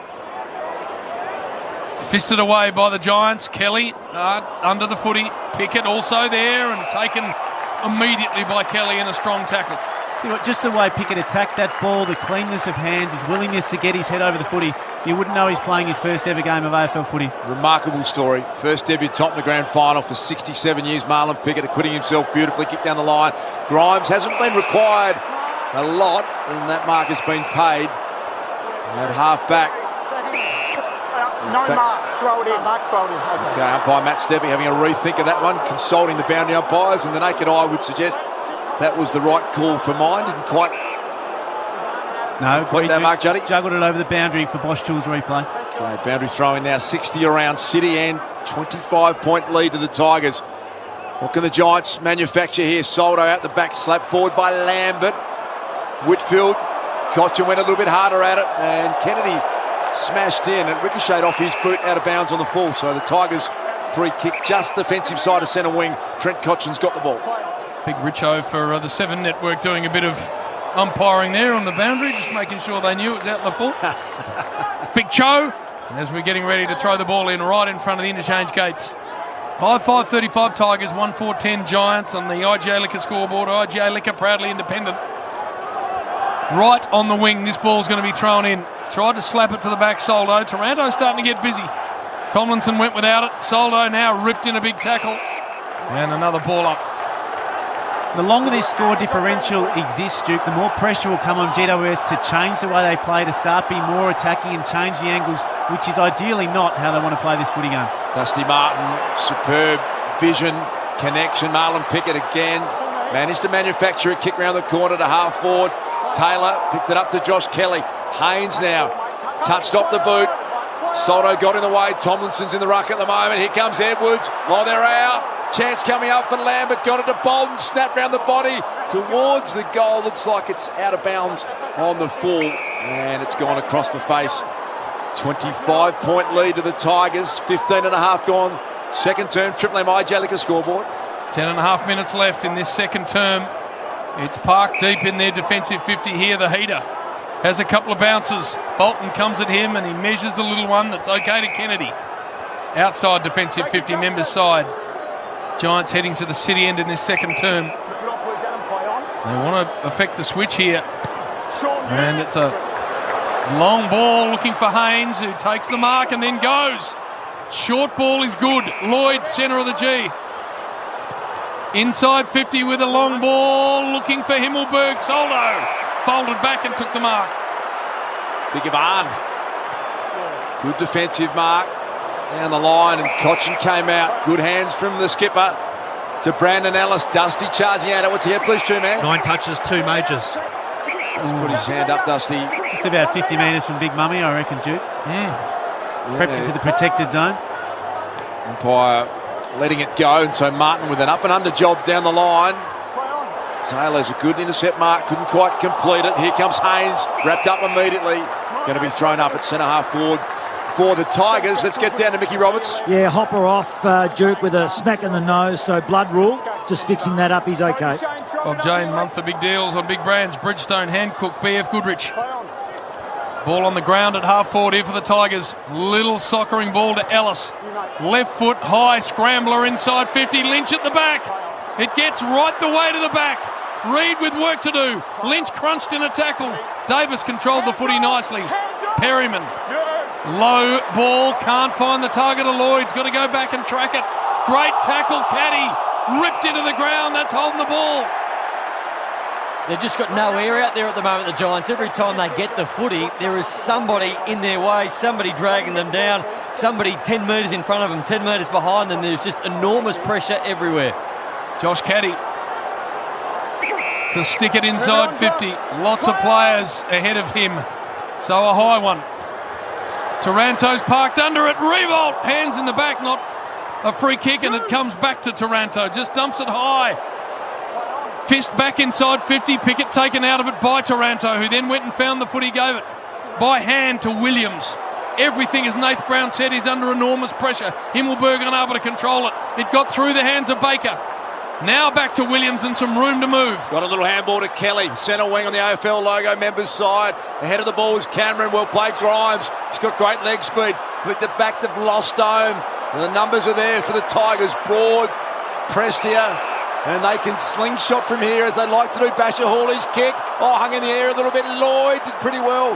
Lambert at ground level. Hey, break it up. Now a good chance. Lloyd running onto it. Runs through half forward. The kick smothered. Finlay sound. Play on's the call. Wanted to get Daniels with a handball and missed him. And the Tigers can relieve again. Half back. Lambert's got it. Lambert on the 45. Misses Hawley. Kennedy can come in and pick it off. Gave the handball to Perryman. Had to shovel it back to Shaw, and he measures a little one to Haynes. Wing out aside. A lot of GWS players with their hands on their knees. They look absolutely exhausted. Hasn't been a break in play for a while. Long ball inside 50. Himmelberg and Taranto in from the side. Big Nank. Not sure how he actually got rid of that footy. Whitfield's hands were good to De Boer. De Boer off a step. Has missed. To the right and another behind. Steadied slightly, the Giants, in the last 3 or 4 minutes. The margin is 24 points. Richmond on the Triple M IJ Liquor scoreboard. We've got 7 minutes and 7 seconds until half-time. What they've done, Duke, is they've got enormous numbers back. They've got the ball in their forward half at the moment. For the last 6 or 7 minutes, they've just put a heap of numbers back. So they had 3 or 4 loose back. But what that does, it does stem the bleeding. But when you get the footy, you haven't got a structure to kick to. So they're sort of robbing Peter to pay Paul at the moment. And they're going to look at it here. Williams is a classy player. Taranto, the handball, over to Daniels. He's missed the target, but a free kick. Pushing the back. I reckon Ray's pick one out. And Daniels might be right on his range. Brent Daniels, smallest man on the field. He's a good finisher too, Duke. And they need this badly. Must kick it. Champion junior cricketer, this man, Brent Daniels, was the hero in the semi-final. Kicked the goal that... A bit like Jim. I think the word champion gets splashed around too often. So Brent Daniels, they desperately need this. Directly in front, is going to kick it from 49 metres, strikes it well. It just drifts to the right and across the line for a minor score. 1-6-12, 5-5-35. It is a 23-point lead to the Tigers. Triple M IJ Liquor scoreboard. Must take your chances in the grand final, Chris Judd. Absolutely, and they're not going to get too many easier than that. It was only 45 metres out, straight in front. GWS desperately need a goal. Hooley, handball to Asprey. Just got to kick a high one down the line. Core at the back, Lynch at the front, good fist. Castagna was nice. Runs through about 5. And then goes to half forward. It's Big Nan Curvis, centre half forward. Got to think his way through it. Busted a handball to Marlon Pickett. Marlon does a little shimmy and then just coughed up the footy. Still, it's at the right end of the ground if you're a Tiger. Shea Bolton sells some beautiful candy. Goes back to Ellis, who just dropped the footy. Dropped it cold. Big ball to win in the pocket. And Rioli's taken in a tackle. I reckon there'll be a ball up. Just needed to think his way through that a little bit better than Curvis. He had multiple options streaming forward for Richmond. He went with the handball to pick it, but would have been better on taking a couple more moments and hitting him up by foot. 5.5 minutes remaining in the first half. Deep in attack, the Tigers. They lead it by 23 points. Big Nank's back in there, the ruckman, fighting at ground level. Tomlinson now, loose ball to gather, picked it up pretty cleanly. Oh, Haynes and Core ran into each other. They have enough time to work it out, and then Haynes' kick down the line. Tiger fans want deliberate. If I'm Leon Cameron right now, I'm wanting my best ball users in the middle of the ground. I'm talking Toby Green, I'm talking Josh Kelly. Right now, they're getting a lot of the footy of the Giants, but they can't make the right decisions they need. They don't have any poise. Get the right decision makers in the middle of the ground to get their hands on the footy. Best in the business, Nath Brown, Chris Judd, the Triple M C-Bus Super Special Comments team, the back row. Out the back, Caddy. Wedges a little one inside 50. Rewalt! He got hold of Phil Davis there. The hands were good. And he's already got one. You'd hate to say it, Duke, but that's the 4th time he's trailed in, and I reckon off the mark. Jack Rewalt's not a quick player, but off the mark, he has been lame so far, Phil Davis, today. Jack Rewalt hasn't made him pay for it yet, but he's been that 3 or 4 steps off him every time, where normally Phil Davis is right up your ginger. Just the 12 games in 2019, restricted with wrist and PCL injuries. Jack Rewalt. Brownie's called it right on the money there. Phil Davis, his opponent, couldn't quite go with Rewalt. And Jack kicks his second. He points to the punt right end. And he's got that look in his eye. They feel like they're on their way to a second premiership here. They've kicked the last 6 goals of the game. 6-5-41, 1-6-12.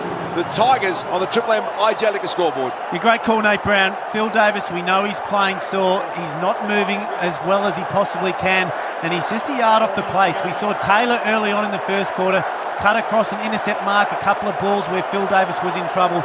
But already this quarter, Jack Rewalt, 2 goals on Phil Davis. And he's going to need some help from some of his intercept marking players, because if it's him one-on-one, he's going to get a bag kicked against him. C-Bus Super, offering members insurance cover that protects building and construction workers. Daniels misses at one end, Rewalt doesn't at the other end, and that's the game, 41-12 in favour of the Tigers. Must hit the scoreboard before half-time, GWS. Mumford, Nankervis, Martin and Hopper. Martin went to ground. Did he drag the footy back in? No. Just some low numbers in this quarter, JB, for the Giants. Whitfield only 3, Hopper 1, Finlayson statless for the entire game. Mumford a handball that was too hot. Dusty taken out of it. And Matt Stevic's going to ping this holding the ball. He is, Prestia. And Taranto, the recipient. Richmond player just dropped behind play. Jeremy Cameron, JB. Gets Toby Green off the ball. So It's going to go the Tigers' way after Taranto is going to pump the Giants forward. Prestia to half forward. Lynch on a long lead. Ball's not quite going to get to him. Handball misses Whitfield. Green then went and found it. He gave Dusty a don't argue. A bit of his own medicine now. Big mumbles. Handball sideways to Kelly on the wing. And a looping one to Taranto. Giants player down behind play. Jacob Hopper looks sore. Jeremy Cameron the target. Worked underneath the footy fairly over the top. And it will go out of bounds about 30 metres around for the Giants goal. Holding his knee, Duke. Let's get down to Robbo and Dr. Rowan White. Doc, what do you see? You got the binoculars on him right now. Yeah, it looks like it's his right knee for Jacob Hopper. It doesn't look good. He is not getting up. The trainer's looking very concerned. Didn't see the incident, but it's a right knee. No, that could be a body blow here for the Giants. It's unravelling a bit at the moment, this grand final. I just saw the replay, Doc. Triple M Bosch Tools replay. I think it was Edwards came in from the side and hip and shouldered him. And I think his knee just might have been a knee on knee. The good news is he's picked himself up, Jacob Hopper, and he's sprinting towards this contest. So that is as good a sign as you could hope for. Sam Reid, Castagna's been really important this first half, twisting and turning, won it, but only as far as Kennedy. And the Giants will go back inside forward 50 here. Just must score before half-time. Long ball from Kennedy. Nest of players under this. Himmelberg taken out of it from the side. Ellis slapped it, looking for the boundary and found it. Gee, if I'm Leon Cameron at half-time, I'm going to Himmelberg and I'm going to Finlayson and say, you've got to pull your finger out, boys, because you're giving nothing. The only bloke that's moving at the moment is Jeremy Cameron. All these other guys, they just got the bus stop lead, the hand in the air. You need to help him out. You're three big-pronged attack. You're not doing anything. Work to the front. Oh, big jumper hold, I thought, on Reid, not paid. It's definitely there, JB. You could see it go back. Jeez. Umpire must have been blindsided. Lloyd it was. So, ball up. Here is Edwards stepping through with brilliance.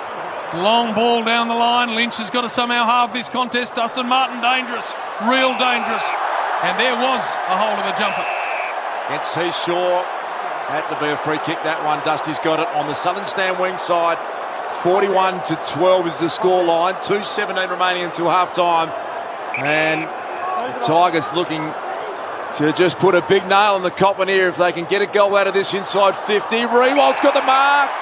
Too easy. Got rid of it. Looked like Mumford down there. Lynch went to the ground and No, Rewald it's stood Davis up. again. Okay. So Jack Rewald's got two.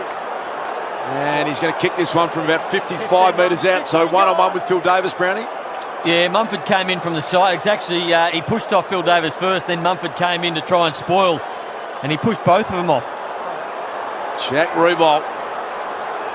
What a moment for a man who's kicked 628 goals in his AFL career. He's a beautiful set shot kick. Jack Rewald's got three. The Tigers have kicked the last 7 goals of the grand final. And it's a long, long way back from here for the team from the west of Sydney. 7-5-47, 1-6-12. Triple M IJ Liquor scoreboard. I don't know how many of the other stations do the sort of research that Nate Brown and I do during the week, Duke, but we called this pre-game. He's been doing some sleep training with his infant last weekend. It wasn't working out. The poor bastard was exhausted. He's come out today. He's fresh. He looks $1 million, and he's come up against a Phil Davis who looks very sore. And if this continues, Jack Rewald could be in contention for the Norm Smith medal, Nate Brown.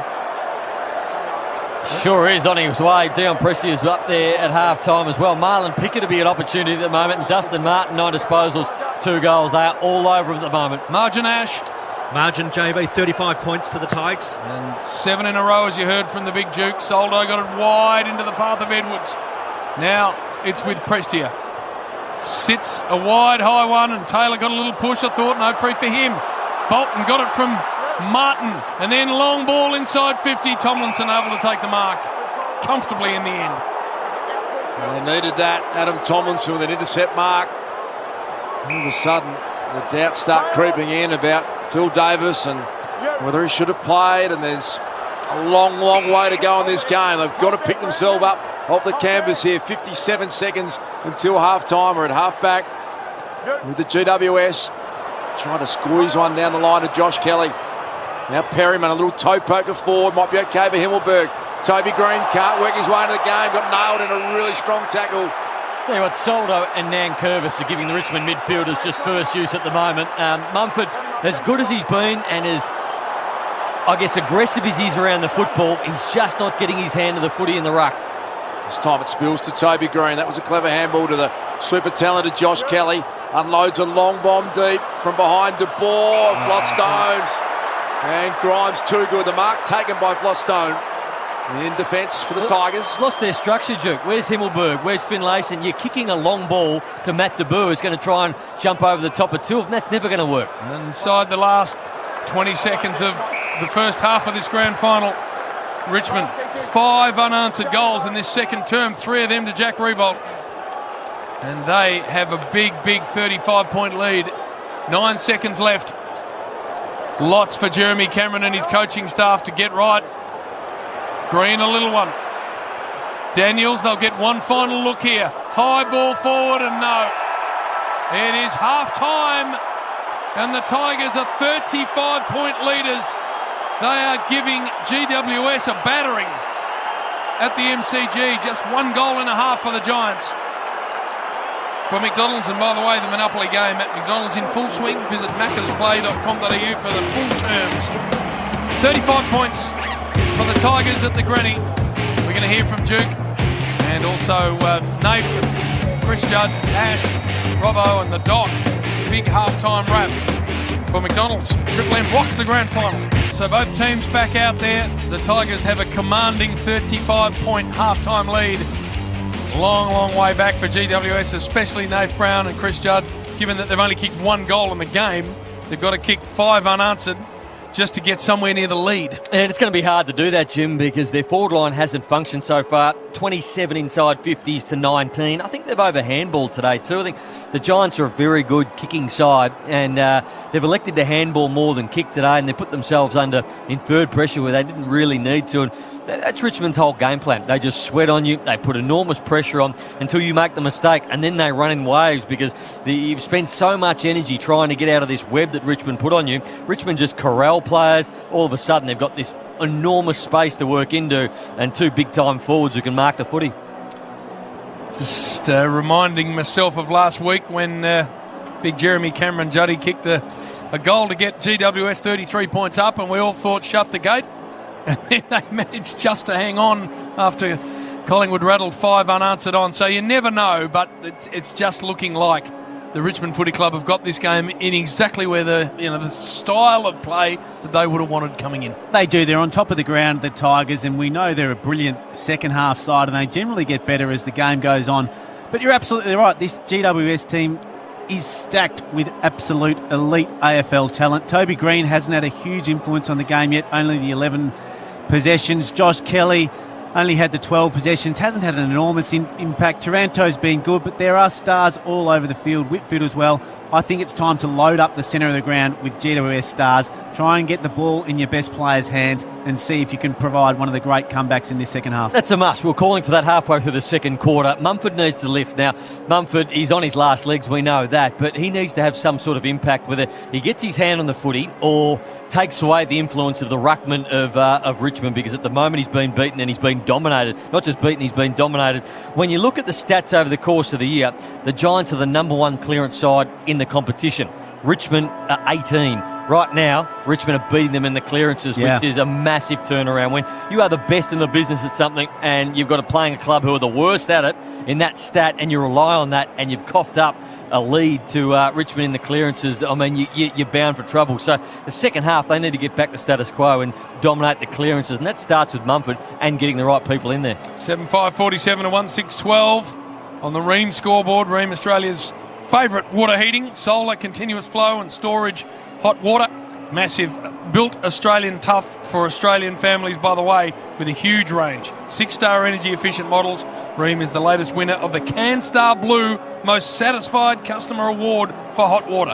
Ask your plumber to install a Ream. Robbo, down to you. Oh, we're on Phil Davis watch, the Doc and I, for sure. When he came to the bench, he was actually jumping on it and keeping it warm. We're going to half-time now. He can't explode off the mark, and Riewoldt's got hold of him. He goes in at half-time. What do they do with that? Well, just looking at him, Rob, he is sorer and more impaired than he was last week, and after half-time he's cooled down. I'm really concerned about him. He's running at about 60%. He's only going to get sorer, and from what was just a bit of calf tightness last week, I'm concerned he's turning this into a strain. He's not on Revolt at the moment. He's just in the region of Revolt. He can't keep up with him. Thanks for that, Doc. It's a big story. Declared himself fit, Phil Davis. And Jack Revolt rattled 3 on him in a quarter, as the Tigers have a 35-point half-time lead in the grand final, trying to win their second flag in 3 years. After a big, long drought that went all the way back to 1980, they have become one of the powerhouse teams in our competition, and they are showing it on the most important day of the year. So players in readiness, not sure why the ball isn't bounced. Host broadcaster maybe just in an ad break, but here we go. Second half of the grand final, Luke Darcy to get you underway. Toby Green starting at this centre bounce. It's Nankervis, it's Big Mummy. Zach Williams, interestingly, forward for the Giants. Can they get something going? The Tigers have been outstanding. 35-point lead. Here's their skipper, Cochin. Bursts away with the ball. Spearing kick inside 50. Castagna was really good. Had it punched away from him by his Shaw. Revolt got an appetite for it. And that will be a Giants free kick. A little reckless boot there from Josh Caddy. And Tim Taranto at half-back gets the first free kick of the second half.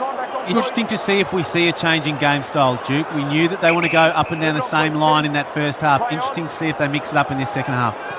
Nice courage shown by Phil Davis to go back with the flight. There's a good mark taken by Nankervis, who wants to go straight away. Handball to Caddy. Inside 50. Castagna has taken it about 45 from home.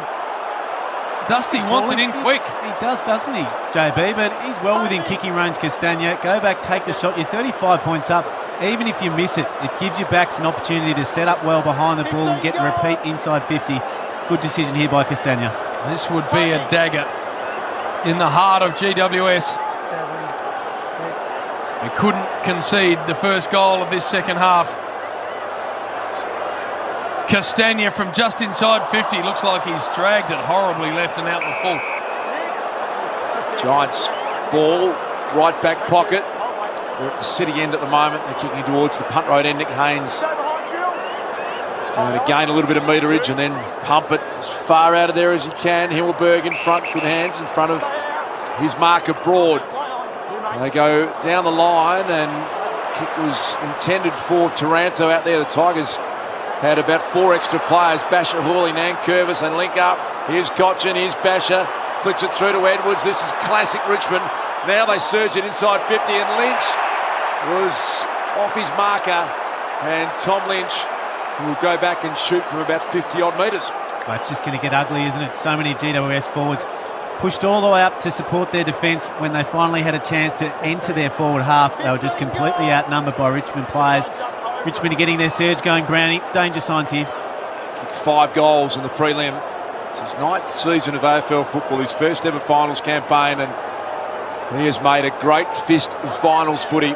Tom Lynch for the first goal, the second half. That one's way off the side of the boot too, and that's also out of bounds on the Fulls.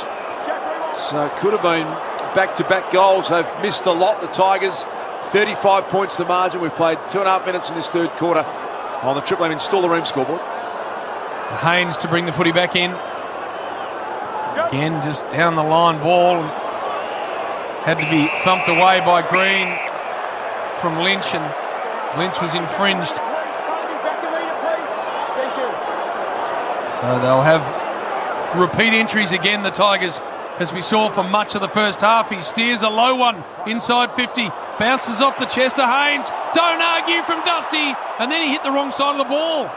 It might still work. Rioli's parked under the footy to the back, and he's Shaw, and Aiden Core flicks the handball to Whitfield, who's got to distribute by foot, but it's coming back. Grimes takes the mark. It's just all the Tigers. They've got every answer you'd want at the moment. 35-point lead in this game. Here's Cochin.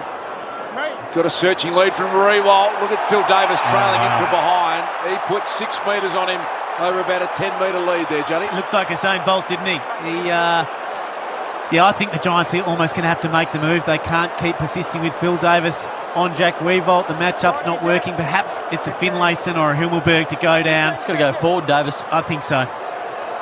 It's almost a little bit hard to watch that, to be honest with you. Phil Davis limping along behind on occasion, doing everything he can. And Jack Weevolt, he's going, what about my day? It's all coming up for me at the moment. Kicked 3 goals in the second term. And he loves a big occasion, Weevolt. That one's a little narrow. First score of the second half.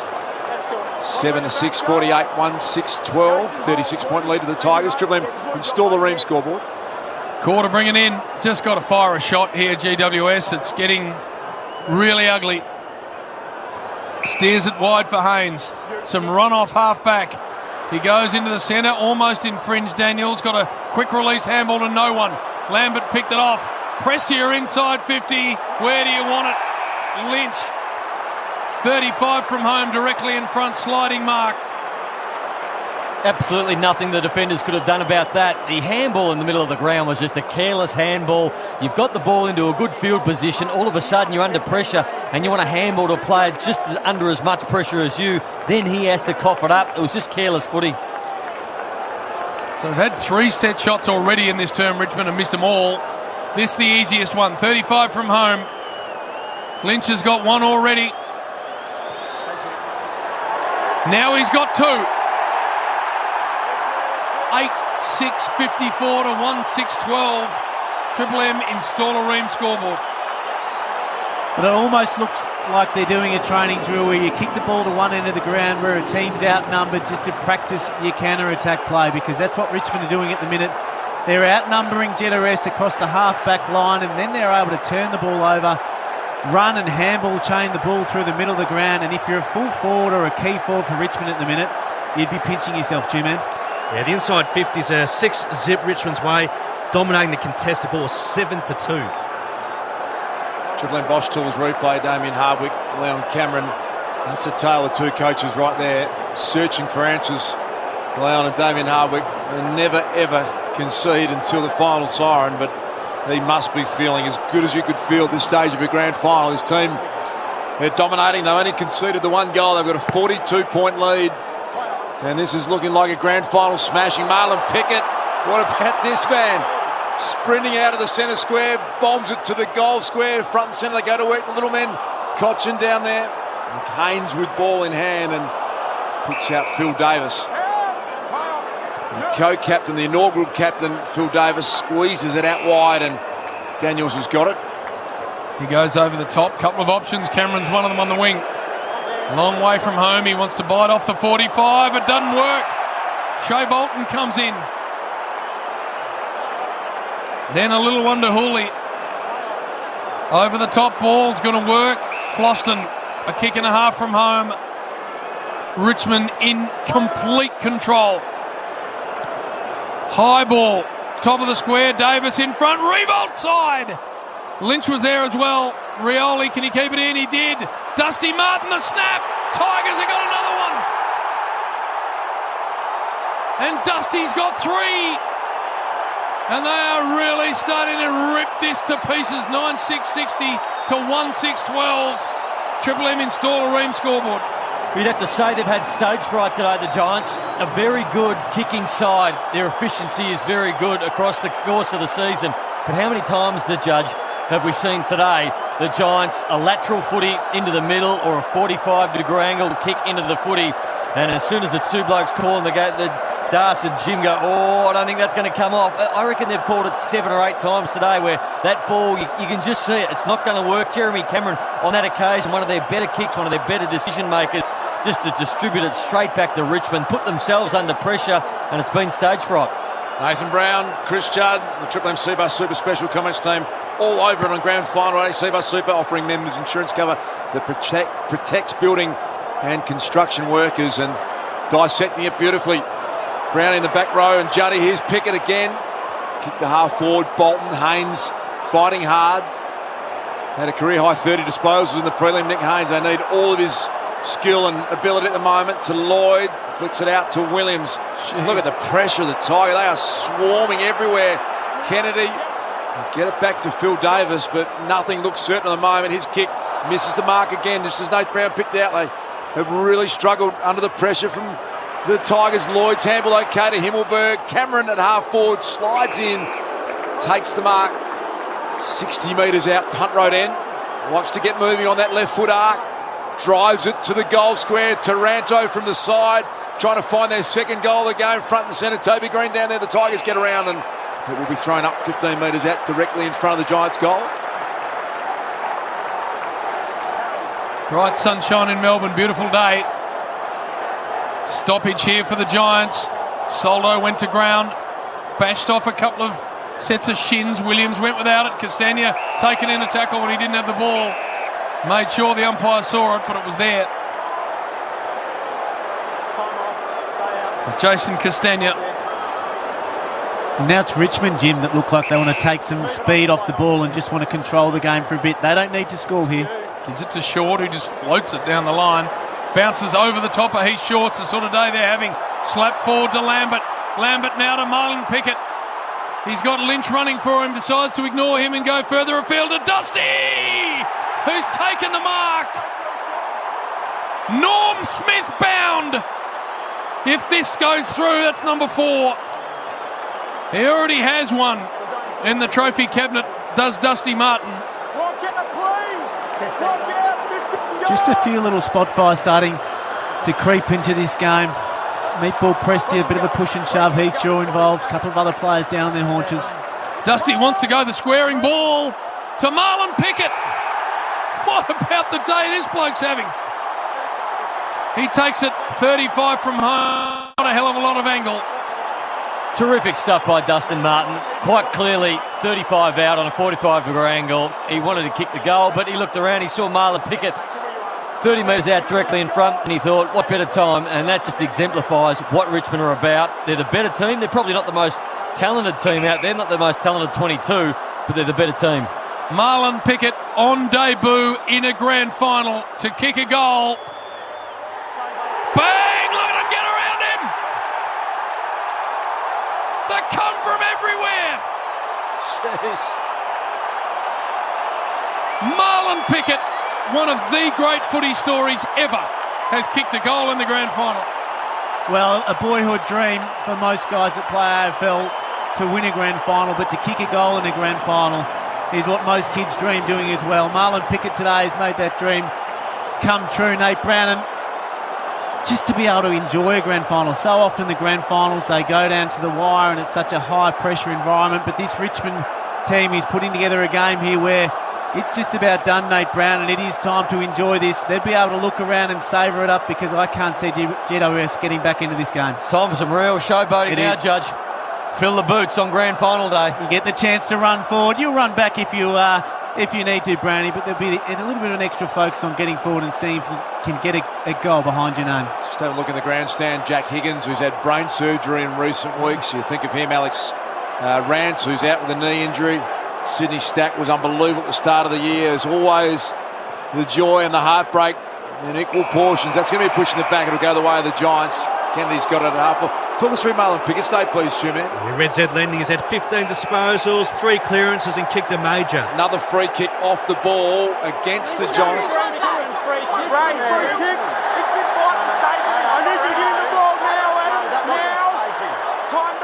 So Dylan Grimes has gone down off the ball, and it was going to be a forward 50 entry. Kennedy now, the Tigers go the other way.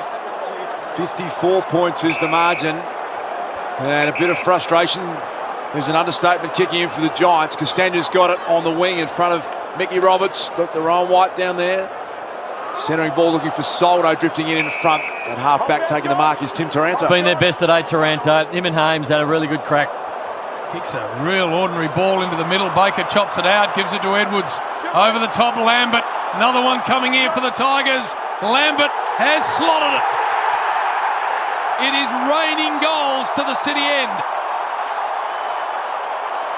11-6-72 to 1-6-12. Triple M install a Ream scoreboard.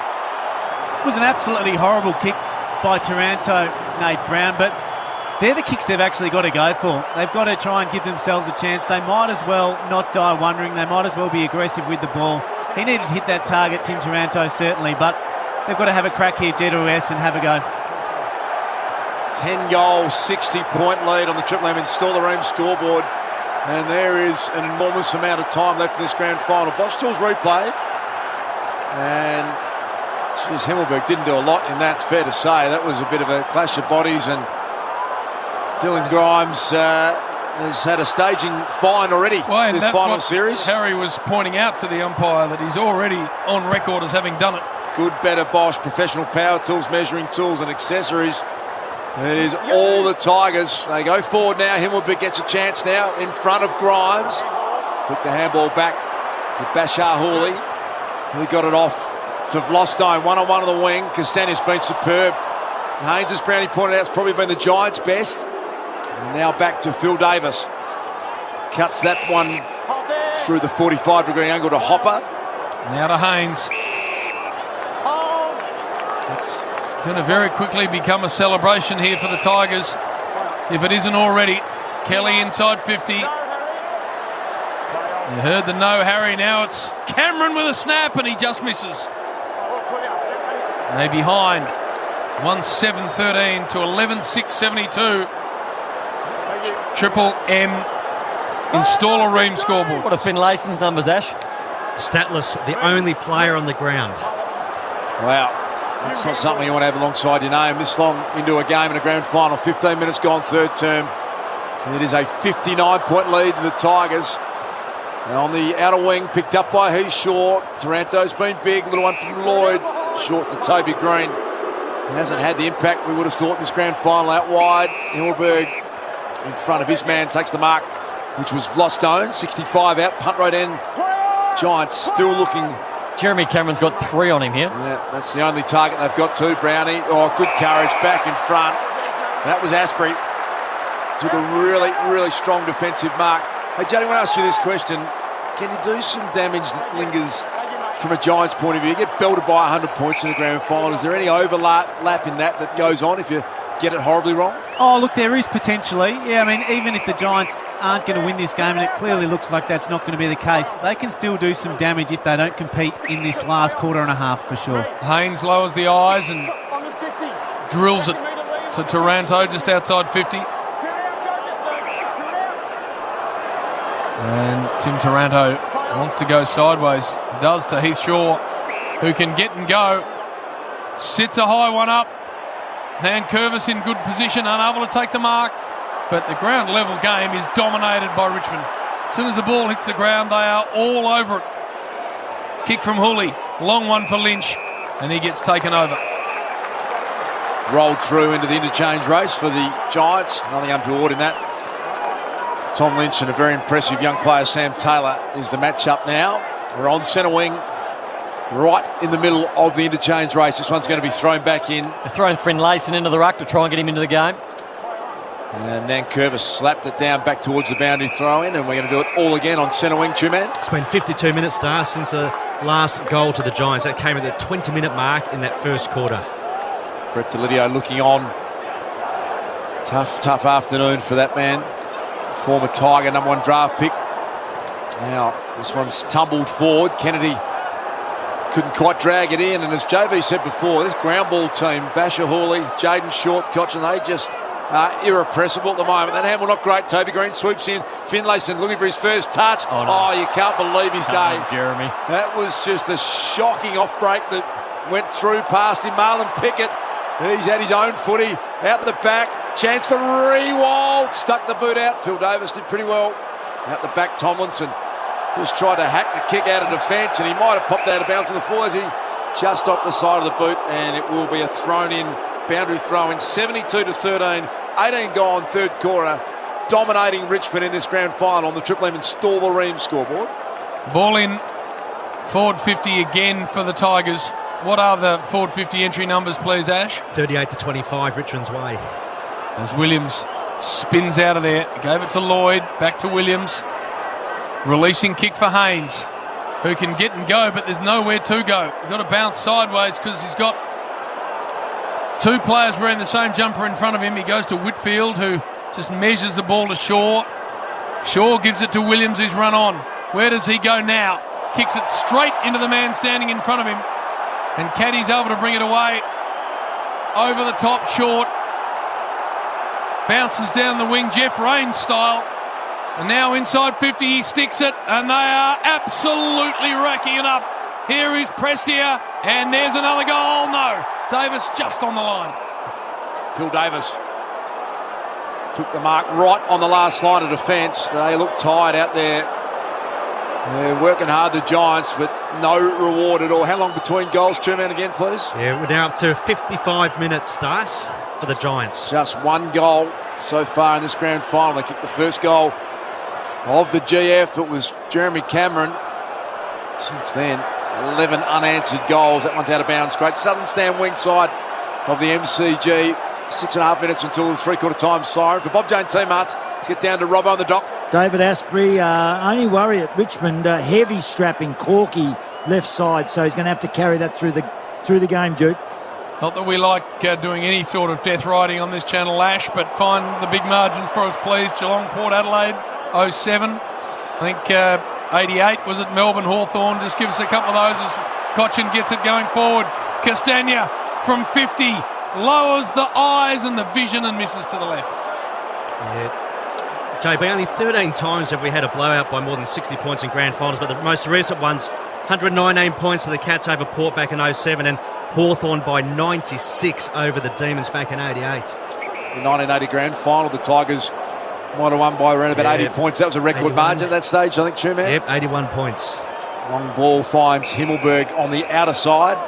We're at 60 points at the moment, 20-minute mark of the third term. And the Giants still looking for just their second goal of the game. Himmelberg concedes some ground, goes all the way back to Phil Davis. They transfer it now in front of the AFL members, MCC members, I should say, here on the commentary wing side. Tomlinson goes short to Daniels. And this was their game plan, Juddy, they were going to come with, I think, which was slow it down, possession. In the first quarter, they were right in it, but it just hasn't worked. As Iron Mike says, everyone's got a plan to get punched in the face, Duke. They've been punched in the face. Make no mistake about that. And then once again, they're well set up. Lostone at half-back. And he spears this one to Marlon Pickett. Look at that kick. Look at Marlon go. Has a bounce down the wing. This fairy tale story. Spots Revolt just outside 50. Jack on the left. Great vision. And here's Big Nank. Oh, no. It got over the top of the big man.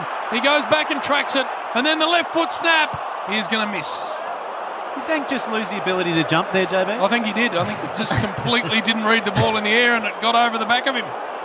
But we are back to, well, in fact, we're beyond a 60-point margin, 61. Aidan Core, ball in hand, sends it high, wide, and in the Himmelberg direction, fisted away from Bashar Hawley, who was the runner-up, the Norm Smith 2 years ago. True man, what's Bashar Hawley's afternoon look like, please? Red Zed Lending, he's had 15 disposals, he's had 7 intercept possessions, which is the most on the ground. Done pretty well for a 31-year-old, isn't he, Bashar Hawley? Had an outstanding year. First time All-Australian. Little man Presti overran that one, picked up by Hopper to Toby Green. Down the line, Himmelberg gave a good contest. Perryman in front.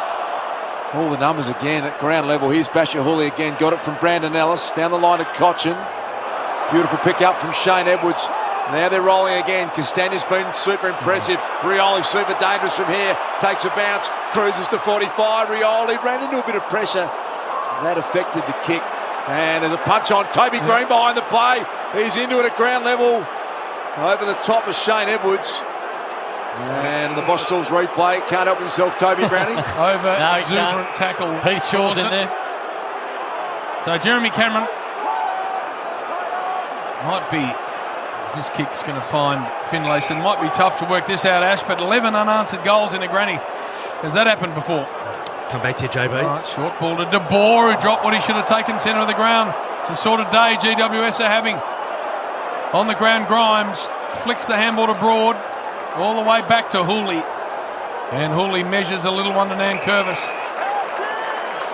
Everything that could go wrong is going wrong at the moment. Giants players falling over, the bounce of the ball's wrong, they can't hit their targets, and everything the other way is going right for the Tigers. Looks like it's slow motion at the moment. Grimes got Baker on, he's going to use him up, or Hooley, one of the two. And Hooley wants to go to Martin, who's kicked three, and his measured ball for Bolton's very good. Lynch one-on-one. Bolton short to Edwards, centre half forward. He's just did the splits. Back to Dusty. Runs into trouble. Spun twice. And holding the ball. What happened, Juddy, off the ball? Lynch went to lead and just did the splits. Looked like he'd torn his adductor muscles in half. But 50 metres too. He's going to advance this ball to centre half forward for the Giants. Let's get down to Rob on the dock quickly for Bob Jane Team Arts. Yeah, fitness test for Josh Kelly. Tightness in the right hamstring. Grabbed it. They're working on his back. So it's coming through his back. Still grabbing the hamstring. Could be in strife. Thanks, Robbo. That doesn't help the Giants in any way, shape or form. Tomlinson was dropped for the first final, Adam Tomlinson. It's only the second game that he's missed in 3 years. Talk that he may be looking to come back to his home state of Victoria. Long bomb in the Himmelberg direction. 20 metres out. Daniels trying to get on the front and centre. Lloyd got it back to Hopper. It's their second goal coming up. The Giants finally kicked their second. It's taken the best part of about 60 minutes, two-man. Yeah, spot on. It's taken 59 minutes to be precise. 11-9-75 the Tigers, 2-7-19 the Giants. Triple M install the room scoreboard. Thought he was clearly their best player in the first quarter, Hopper. Then he got a knock. I think it was a corky, came off, and he's been on and off ever since. And his influence on the game has waned only because of that injury. But I thought when it was early, when it was tough, he needed to be clean, and he was. A good reward there by kicking a goal. The Monopoly game at Macca's is in full swing. Visit maccasplay.com.au for full terms. Hopper kicking the Giants' second goal, 2-7-19 to 11-9-75. Gets better and better, Jacob Hopper, as we get back into the centre of the ground. Soldo, just a little hand on it. Mumford was good at ground level, gave it to Hopper. High ball forward, Cameron does some wrestling. Broad came through with a double fist. Caddy on the 45, doesn't quite get it to Prestia. It was Green that floated across in front of him. Now Lloyd. Hard at ground level, Taranto just shoveled it inside 50. Baker back there. Slipped the handball over the top and Asprey. But it's going to be a free kick to Baker and clumsy Cameron. Got a good piece of little Liam Baker to Jeremy Cameron. He's a little dazed, it's fair to say, Baker. Mismatch in height and size. He's going to... Triple M Bosch Tools replay. Jumped up, tried to smother the ball, came down, saw Baker's head underneath him and just went down a little bit harder than what he normally was. It was clumsy, but it wasn't that bad. Baker looks to be up and okay. That kick's not a great one from short to Kennedy. He's got the mark now. Jeremy Cameron out the back wants the long bomb. That kick from Kennedy was horrible. Basher Hooley in front, probably should have taken the mark. Dived in head first and won the free kick. Did Basher. Toby Green has given it away. And so it'll be a Basher Hooley ball at half back. Umpire got sucked into that one. That wasn't over the shoulder. Basher Hooley was on the ground with the footy. Dived head first into Toby Green's tackle. Toby Green wasn't tackling him, but Hooley made the contact and the umpire got sucked in. Josh Kelly back out on the ground. We'll keep an eye on him. Rob on the dock, concerned about his hamstring. Right in front of the Triple M commentary box on centre wing members' side. This one's going to be thrown up. Zach Williams trying to get back on the ground. Can't quite do it at the moment. We've got a minute and 12 until three-quarter time. 75 plays 19. It's the Tigers' grand final on the Triple M Installer Room scoreboard. Soldo clean possession, gave it off to Lambert. Bounces it for Bolton. Aidan Corr went to ground. Castagna picked it up and goes long and wide inside 50, looking for Martin. Well done by Heath Shaw. Won a really good one-on-one and then tumbled it outside to Lloyd. And Lloyd's kick no good at all. Missed everything. Short's able to pick it off. Goes to Caddy by foot. Inside 50 and there's Big Ivan Soldo who takes it 40 from home. Leon Cameron's just about had enough, I think. He's just stepped up and thought, I need to get away from the screen for a moment after that kick from... It's just another one of those kicks, isn't it? It's those ones that they've gone 20, 25 metres trying to find a player in a better position. You can see what they're doing, but it's just the execution they haven't been able to do. So, all right, what's this big man got by way of set shot action? 4-1 from set shots this year, JB. So he's going to run out of time. He's just got himself off on the run-up. For the Tigers' 12th. And on the siren, he kicks a goal. 12-9, 81 to 2-7-19. Three-quarter time. Benny Gale up on his feet. The CEO, Two-Man, what do you got?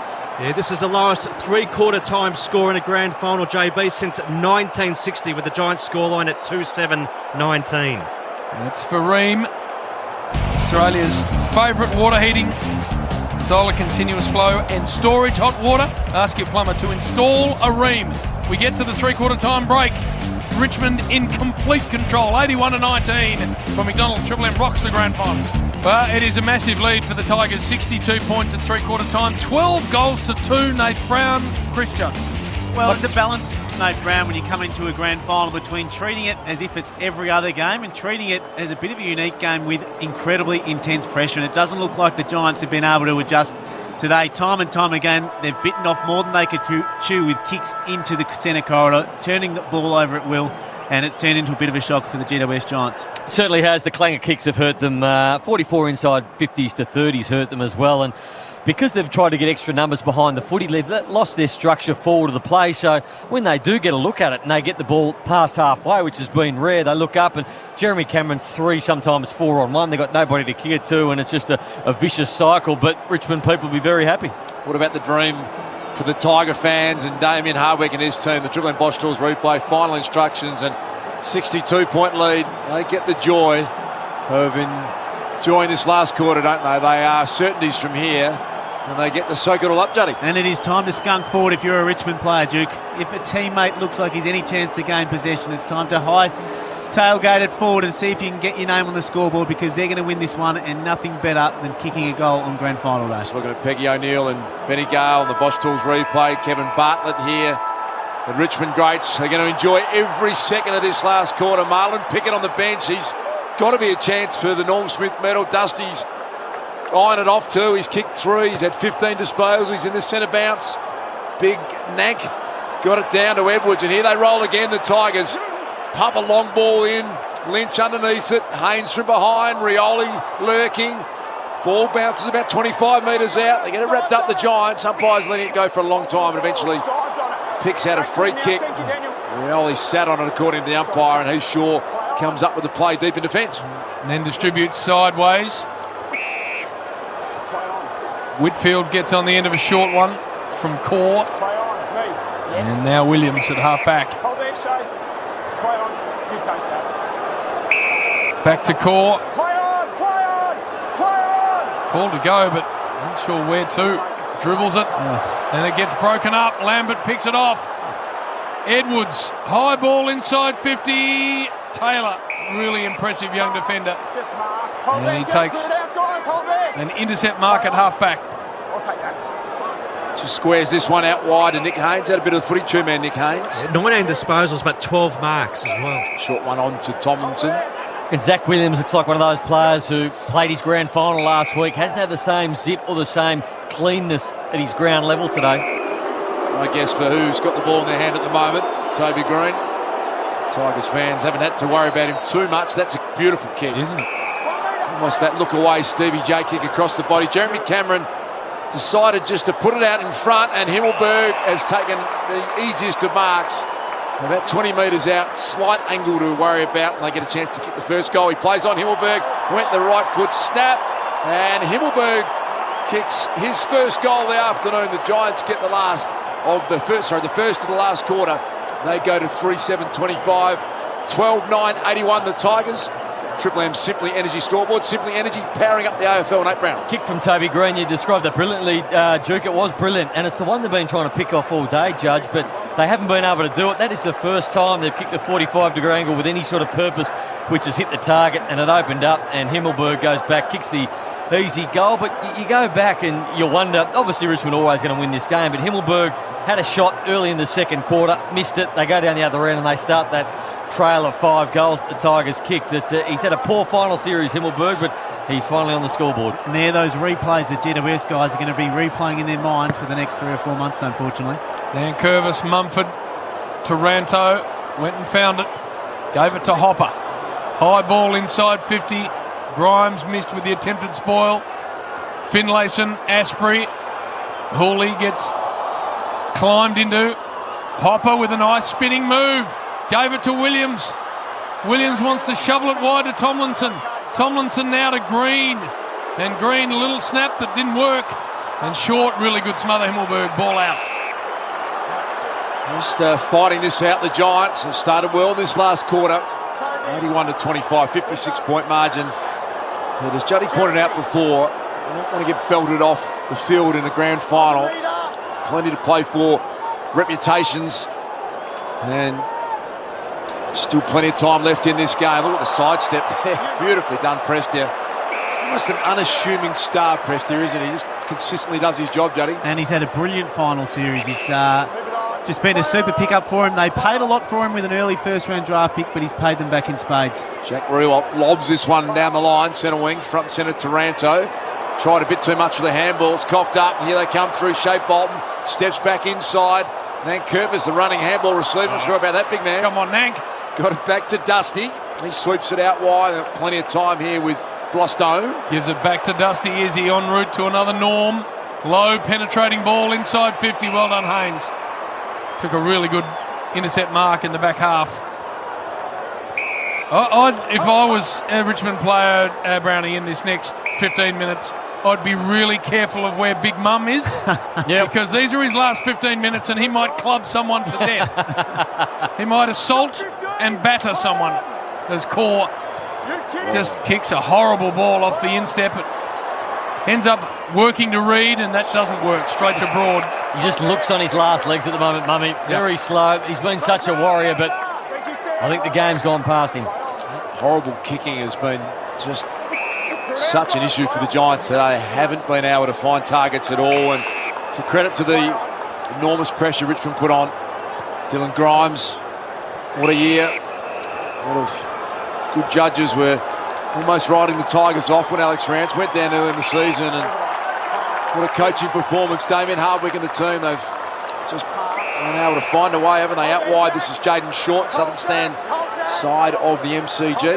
In that period of 4 or 5 weeks where Richmond had a significant amount of injuries, it's almost made them a better team because they were able to blood some young players, get some games in players who wouldn't have got them otherwise. Jaden Short puts that one out of bounds on the full. Josh Kelly will go back to Nick Haynes in defence. Haynes across to Core. And Core gets to Heathshaw. Now Davis. So much talk about whether he should have played or not. Found it really hard to hold Revolt in that third term. Handball back to Heathshaw. Some overlap running. He goes long. And it was aimed at Mumford, but a simple floating mark taken by Floston. And his ball is measured to Castagna, but the late fist came from Reed and it goes over. Had a good game, Castagna, Duke. He hasn't finished off with a lot of goals, but his run and his ability to present and compete has been really important. Yeah, his leg speed's been a big factor as well. Triple M Super Special comments. Juddy and Nate Brown all over it, offering members insurance cover that protects building and construction workers. It's going to be thrown up again on the AFL logo on this members wing. Marlon Pickett debuting in a grand final. He has been as relaxed and cool, calm as you could possibly expect. A remarkable story that is. Here is Josh Caddy. This year started slowly with an injury. Now Pickett overran that one. Kennedy gets back in there. Caddy's tackle's pretty good. We're at half forward for the Tigers, wrapped up, and it won't be coming out. Ball in, or up even. So, unless you're a fan of the Tigers, Juddy, not what we wanted, a real poxy granny. No, it's a shame, isn't it? It held a lot of promise in that first quarter. It looked like it was going to be a real arm wrestle, but from halfway through the second quarter on, this Richmond team have absolutely dominated the night. They have. Credit to them. They've been amazing, but it hasn't made for the spectacle we were after as Toby Green, again, beautiful by foot down the line for Cameron. And Cameron from downtown, too far out to score. Goes short and back to Toby Green, who's 55 from home.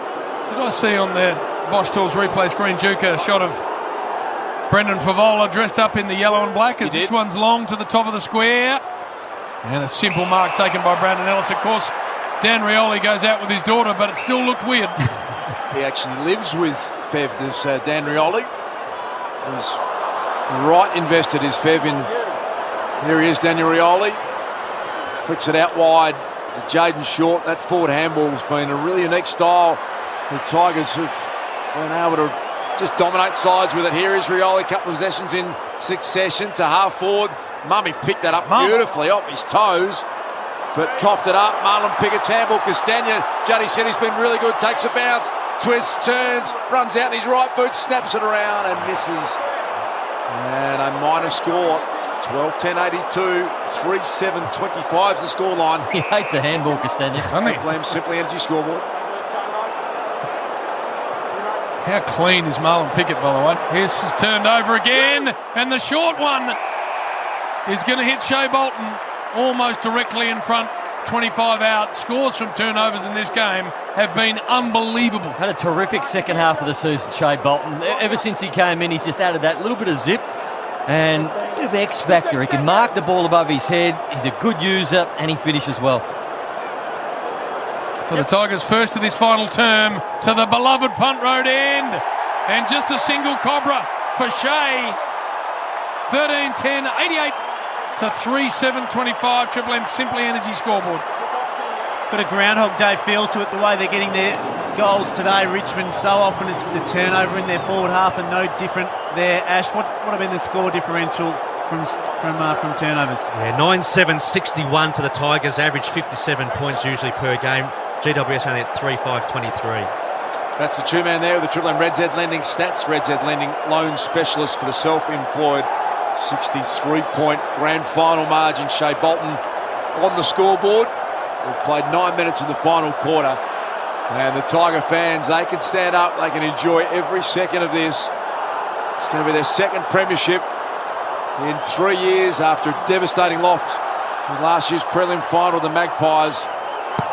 What a performance it's been.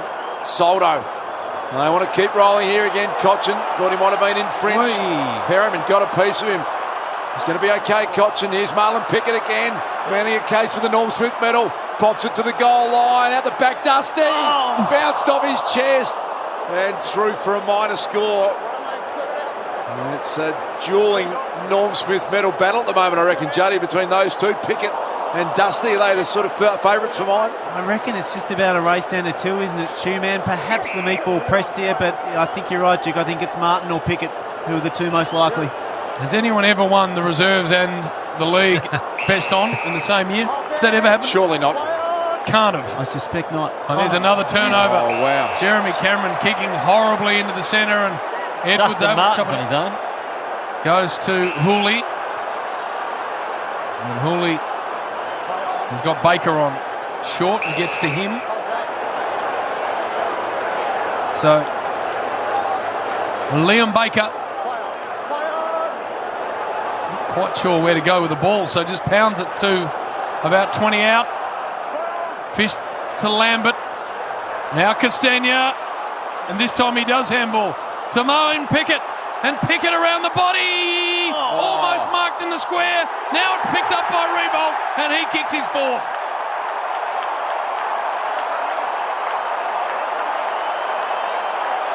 The Tigers march on, 14-11 to 3-7. Triple M Simply Energy scoreboard. Tell you what, Daniel Rioli won't get a stat for that, but his ability to halve that marking contest where he had no right to be in it, charged into it head first, was in as impressive a display as we've seen today. And it's that sort of ability for Richmond forwards to make a goal out of nowhere, which has really been their signature move in their last couple of years when they've become the most dominant force in the AFL. Marlon Pickett has been the number one ranked player for the Tigers in the second half, so his day reads 20 disposals, but also throwing 9 score involvements, the second most, and 1 major. And there is an enormous amount of joy going around the MCG. Damien Harwick, and he's just starting to relax a little bit. All smiles on the faces of the players out in the ground at the moment. They're wearing the yellow and black. Finlay sent in the ruck. He's had a grand final to forget, unfortunately. In front, Lambert took a really good mark. And they're streaming forward again, this time Vlostone. Look at them running hard at the ball now. Bashahuli wants it, Rioli wants it short. Dusty out wide, he's going to head in the Lynch direction. Fisted away by his Shaw. Jack Rewalt looking for a bag of 5. Handball forward. Oh, that was a nervous moment back there. Hopper dropped it. Dusty circling. Castagna down there as well. Reed just dumps it out of there, partially smothered. Now it is Taylor who got it to core, and they get some relief to that man, Toby Green. This is the way you sense that crowds are going to greet him for the rest of his career, Toby Green. Certainly away from Giant stadiums, a long ball down the line, and Soldo's able to take uncontested mark in the end. He steers it back to Vlosten. And he goes for the little one to Cochin. What have his numbers look like, Cochin, please, Ash? He's had 11 disposals, JB, a couple of tackles. Goes to Grimes, and now Vlosten again.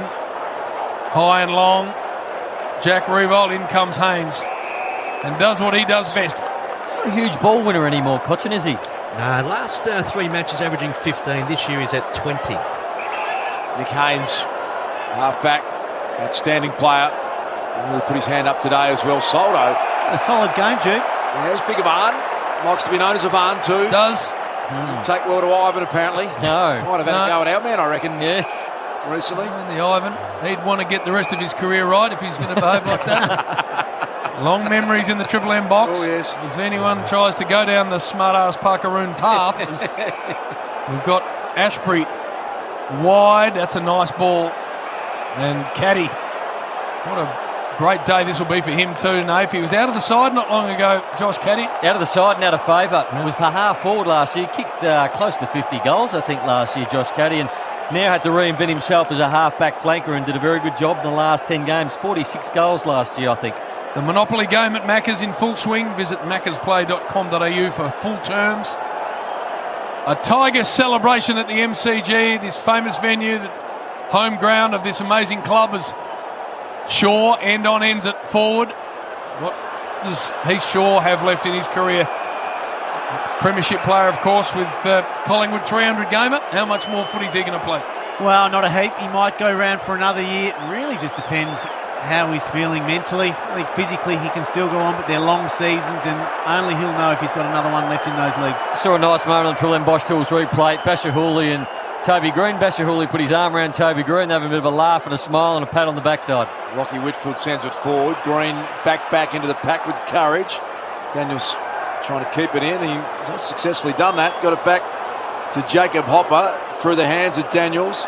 Perryman out in front of Himmelberg, and the Tiger defence cleaned that up, get it over for a boundary thrown. Lachie Whitfield, I'm interested in two-man. He came in after an appendix operation. How's his day been? He's only had 14 disposals. He's been averaging 28 this year. Triple M Bosch Tools replay. Good, better Bosch. Professional power tools, measuring tools and accessories. Every time you see a Richmond player on the screen, they've got a grin from ear to ear. Soldo released that ball as Finlayson, who snacked it forward. Taranto taking a ground. Why wouldn't you have a grin from ear to ear? You're able to do what players rarely can, and that is just soak up a grand final win while the game's still going. Look away handball from Bolton missed. Reed taken in a very good tackle. Taylor, Perryman, all by hand. Daniels has run down. He might have got a push. Free kick going the way of the Giants. And Brent Daniels is going to take it. 2 kicks from home. Nick Haynes has just taken over a record today, the most marks ever in a grand final with 15. Good mark taken back there by Dylan Grimes. Hasn't had all that much to worry about Dylan Grimes today, Brownie, but has not been beaten all year. Nah, he's been terrific. Ever since Alex Rance went down, he's been the general back there, and probably pound for pound one of the best defenders in the competition right now. Liam Baker flicks it out wide to Vlostone. On defensive 50, they're tracking members side wing. Give us a stat update for the Norm Smith between Pickett and Dustin Martin. Ash? Yeah, Dustin Martin, 20 disposals and 3 majors. Marlon Pickett, he's also had 20, kicked 1 major but 9 score involvements. Castagna, nice lowering of the eyes. He got it to Lynch. And Lynch takes it 2 kicks from home. What's ahead of him? He's got Dusty in the forward 50 area. This ball goes over his head and long, and a simple mark taken by Davis in the end. And he goes with a careful ball for Heath Shaw. So great sadness for the Giants Nath, you'd worked so hard to get to a grand final, you just want to be able to put your best foot forward, and they haven't. They've been out of this game since about the 10-minute mark. Yeah, it seemed like they played their grand final last week. Long ball inside 50. Green's got a couple to beat. Block from Floston, and then a little nervous missing of the footy from Asprey, but Green was taken out of it. Now, player's not sure what's going on. Broad left foots it, looking for Lambert. And now Short's able to bring it away. He wants to by hand over the top to Brandon Ellis, playing his last game in the Tiger stripe. Couple of bounces down the wing for him. Gets to Marlon Pickett. Swings a handball inboard for Lambert, and Lambert lowers the eyes. It just doesn't quite hit the target of Lynch. Haynes came in and broke it up in the air. And then Haynes went to try and find it, missed it. Prestia off a step, can kick another one for the Tigers, and he's just missed. 14-12-96 Richmond, 3-7-25 the Giants. Triple M Simply Energy scoreboard. Simply Energy powering up the AFL, and Damien Hardwick. You can imagine the pride that he is filled with at the moment. I think a couple of years back there was a massive movement to try and oust him out of the Richmond Football Club. Jade, imagine what a disaster that would have been. Oh, you just couldn't imagine it now, could you? I think it was his 7th year where he was able to win a flag, and a lot of people think that's how long it takes to become an elite AFL coach, and what him and Brendan Gale have done with this team is absolutely outstanding. Be a good lesson in the industry for that. He had all sorts of pressure. There were groups trying to overthrow the board. There was challenges being laid down everywhere, and Benny Gale, Peggy O'Neill and the team has stuck right by Damien Hardwick, and he's rewarded them with what's going to be their second premiership in a few moments' time. 5:21 remaining in this game. The Tigers on their way to their second premiership in 3 years. Rioli by hand at half-back to Short, who distributes to Cochin. Ball was just a little hot, and it goes over and out of play. Robbo. I nearly grabbed that ball. Doc should have grabbed it. Had a good chance to touch that. No, the atmosphere's still unreal here, boys, because they're not leaving. This is Tiger time. They've 2017, and they're really lapping it up down here. You didn't take a few short steps then, did you, Robbo? No, I wanted the ball. I wanted it. Bob Jane T-Mart's month of big deals, big brands like Bridgestone, Hancock and Big. The ball's going to be thrown in right in front of the dock. Rowan White, the best in the business, and Robbo down there is loving it. He's got a stiffy, Robbo. Just how he's at the moment. Normally it takes him to be in front of a mirror for that to be achieved, but he's just overwhelmed by the Tigers today, Robbo. As Williams streams away, gets around and goes inside 50 for Cameron, who might have given away a free. I think it's gone in. It's going to go against Jeremy Cameron. Umpire Ray Chamberlain on the spot there. Picked that one out Asprey's way. It's a non-controlling umpire, Duke, the one in the middle. I don't think Ray was going to pay it. Okay. 71-point margin it is. Asprey sends it down the line again. Mummy, his final minutes, you would imagine. Marlon Pickett working overtime there. The AFL Grand Final debutant, if you can believe that. Hopper sidestepped around, pops it up. Lostone's been really strong, fisted away from him by Lloyd. Cochin in front, clever handball to Basher Hurley. Dusty with a little don't argue save. I'd like a second Norm Smith. Here's a second bounce. Here's a third bounce. If you're not thinking about me, selectors, I've had a heap of the ball. It's all over at Dusty. 3 goals. He squeezes one out wide. And the Tigers now go back to Jaden Short. I'd like Marlon to be it just because of the story. Yep. Dusty's already won one and is an established superstar. We know that. But this Marlon Pickett story is quite extraordinary. Asprey. Defensive 50. Sideways to Short. And it may well come down to this last 3 minutes as to who wins the Norm Smith, Duke, as ridiculous as that sounds, because the game's been over for a couple of quarters, but I still think Martin and... if you were voting, Juddy, right now... I think Marlon Pickett... No, I'm not voting. I think Dusty Martin would be just ahead for mine. Surely there's some voting romance in the panel. Meatball action. Yeah, he'd be in the top 3 too. A little meat. Caddy. Meatball did it when it counted too in that first quarter, didn't he? 3 minutes left, and it's just a yellow and black celebration at the G. They have completely monstered the Giants on grand final day. Nankervis has it fisted away. Taylor, Hopper, Williams. And he checks the kick, and that's poor. Their kicking today has been appalling. GWS. Asprey easily takes the intercept mark and distributes to Broad over the top. Hooley will be challenged by Reid. Further afield, Ellis. And now Rioli around the body accepts it. Let me just give you the voting panel, JB, for the Norm Smith medal. Please. Bruce McAvaney. Nice. Angela Pipos. Ange. Maddie Lloyd. Chris Johnson and Alistair Lynch have got the difficult task. Here's the skipper, Cochin, streaming through half forward. Over the head of Tommy Lynch. And the skipper kicks a goal. Jeez. And look at him celebrate, Koch. Back-to-back goals again for the Tigers. Trent Cochin's going to be a two-time premiership skipper of the Tigers. Only the fourth person to ever do that in the Richmond Footy Club history. And they march on 15-12-102, 3-7-25. Triple M Simply Energy scoreboard. Celebration after that goal shows you how much they love their captain and how much they respect what he's done for the footy club and them as individuals. Marlon Pickett, every person got to him when he kicked the goal, and I think it was in the third term, but on that occasion 20 of the 22 players, or 16 of the 18 players out in the field got to him, which is a big sign of respect. Just a Red Z lending. So since 2017, Richmond have won 76% of their matches now, along with 2 flags and a prelim. And the Giants, they're on schedule for the lowest score in the grand final since 1960 at 3-7-25. Robbo. 100,014 in the house, boys. Unbelievable. So excited, the Tigers. And you got Davis grabbing his calf and Josh Kelly grabbing the right hamstring. Done and dusted. Taranto got it to Green, who was bowled over as he kicked it to half forward, and Asprey, another intercept mark. They've taken stacks of them. Goes to Caddy. Caddy's got Broad, doesn't want to use him, goes instead to the little meatball Prestia. And now he goes to Broad. Almost came out of this game with concussion from last week, Broad. He's played a very nice game of football.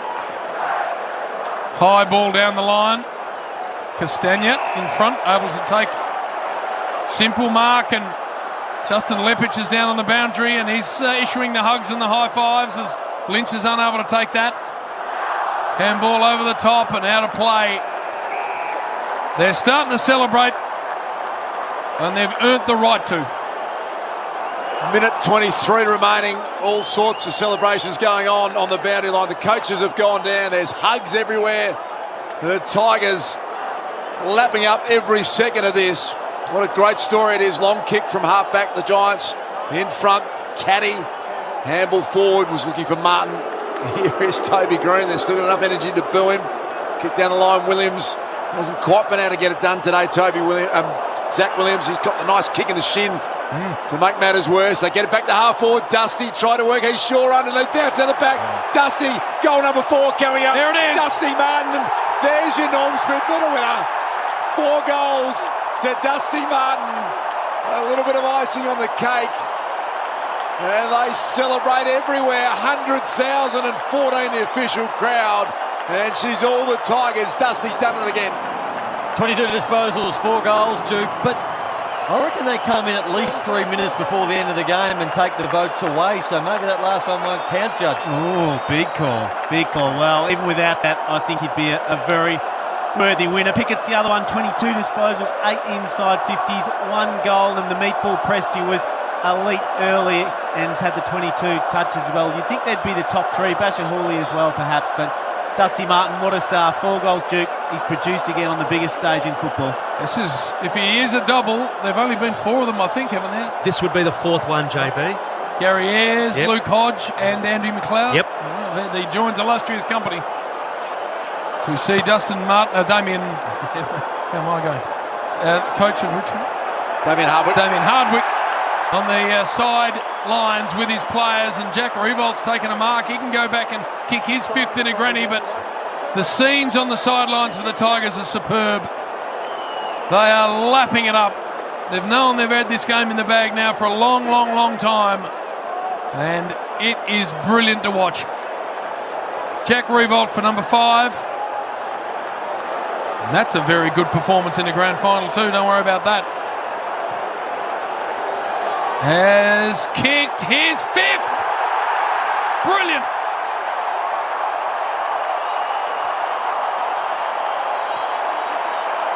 Don't see that too often in modern grand finals. 17-12, 114 to 3-7-25.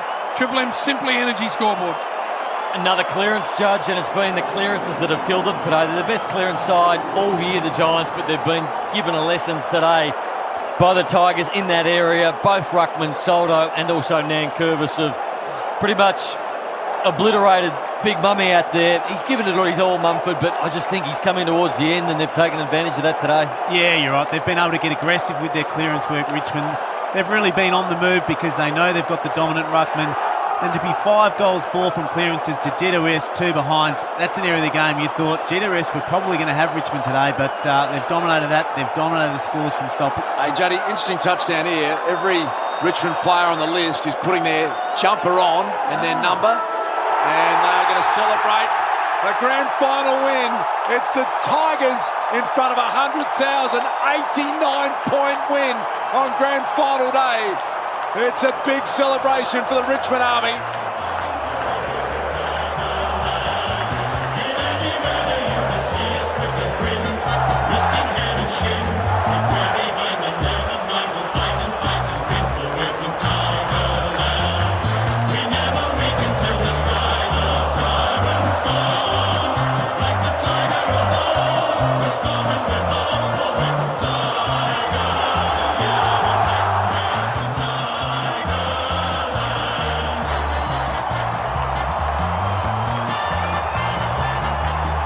Great scenes as the Tigers celebrate an emphatic grand final win.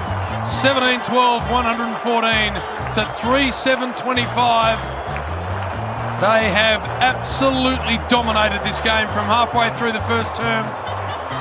Second grand final win in 3 years.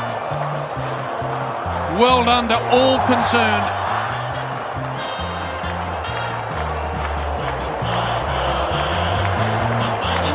That's 12 in a row to finish the season, Ash. 12 in a row, which is an equal club record in terms of consecutive wins. Let's hear from Trent Cotchin. I'm seeing these boys out here in their jumpers because it's a whole club thing, and to do the double is pretty freaking special. Plus the wheelchair, and the girls had an amazing year, so I don't know what to say, Rick, but I'm so proud. I've got something to say. Marlon Pickett, how good was he? I think Dimmer said it, he's born for the big stage. I can't wait for more of his story to come out because it's just a special part of today and our footy club. Mate, Dusty might have his second Norm Smith as well. Pretty special game, but he had a lot of helpers as well, so mate, to be honest with you, I don't think anyone really gives a stuff about the Norm Smith, but we'll see how it goes. Mate, congratulations, absolute great performance. Hey, Shane, how do you... Your first premiership, didn't play in 17. Amazing. Mate, it's unreal. All of us boys, we all have a great connection. Oh, mate, I'm so thrilled. And you kicked a nice sausage there in the end? Yeah, lucky. I was hoping I wasn't going to get one, but lucky this just kicked me one, gave me a good one. Well, enjoy it, mate. Get in there and celebrate. We might get Dusty here, guys. Dusty, congratulations. 4 goals. What a performance, mate. How are you feeling? I don't know, mate. A bit speechless, to be honest. I'm just so proud of this club. They laughed at the board, I don't know, was it 10 years ago when they said we'd have premiership and 75,000 members. Now we've got 100 and we've got 2, so I just love everyone at the club. It's just a great bunch of boys. We just love each other. We love the coaches, everyone involved. It's just it's so good. That kick you kicked across to Pickett, you could tell you didn't want to kick the goal. You were waiting him to get into space. He's a quality player. Yeah, even that. The story with that for the club to give him a second chance. People make mistakes. I couldn't be prouder of the club for taking a chance on him, and he's a big-time player and looking forward to seeing what he does next year as well. Mate, you're a superstar. Congratulations, Dusty. Just want to say good day to Dad in New Zealand. I love you, mate. Well done, Dusty. We're just going to try and find Marlon Pickett in here. The boys are... obviously elated. Where's Marlon? Here he is over here with his beautiful little daughter. Excuse me, Marlon. Mate, what an amazing week it has been for you. 2 premierships.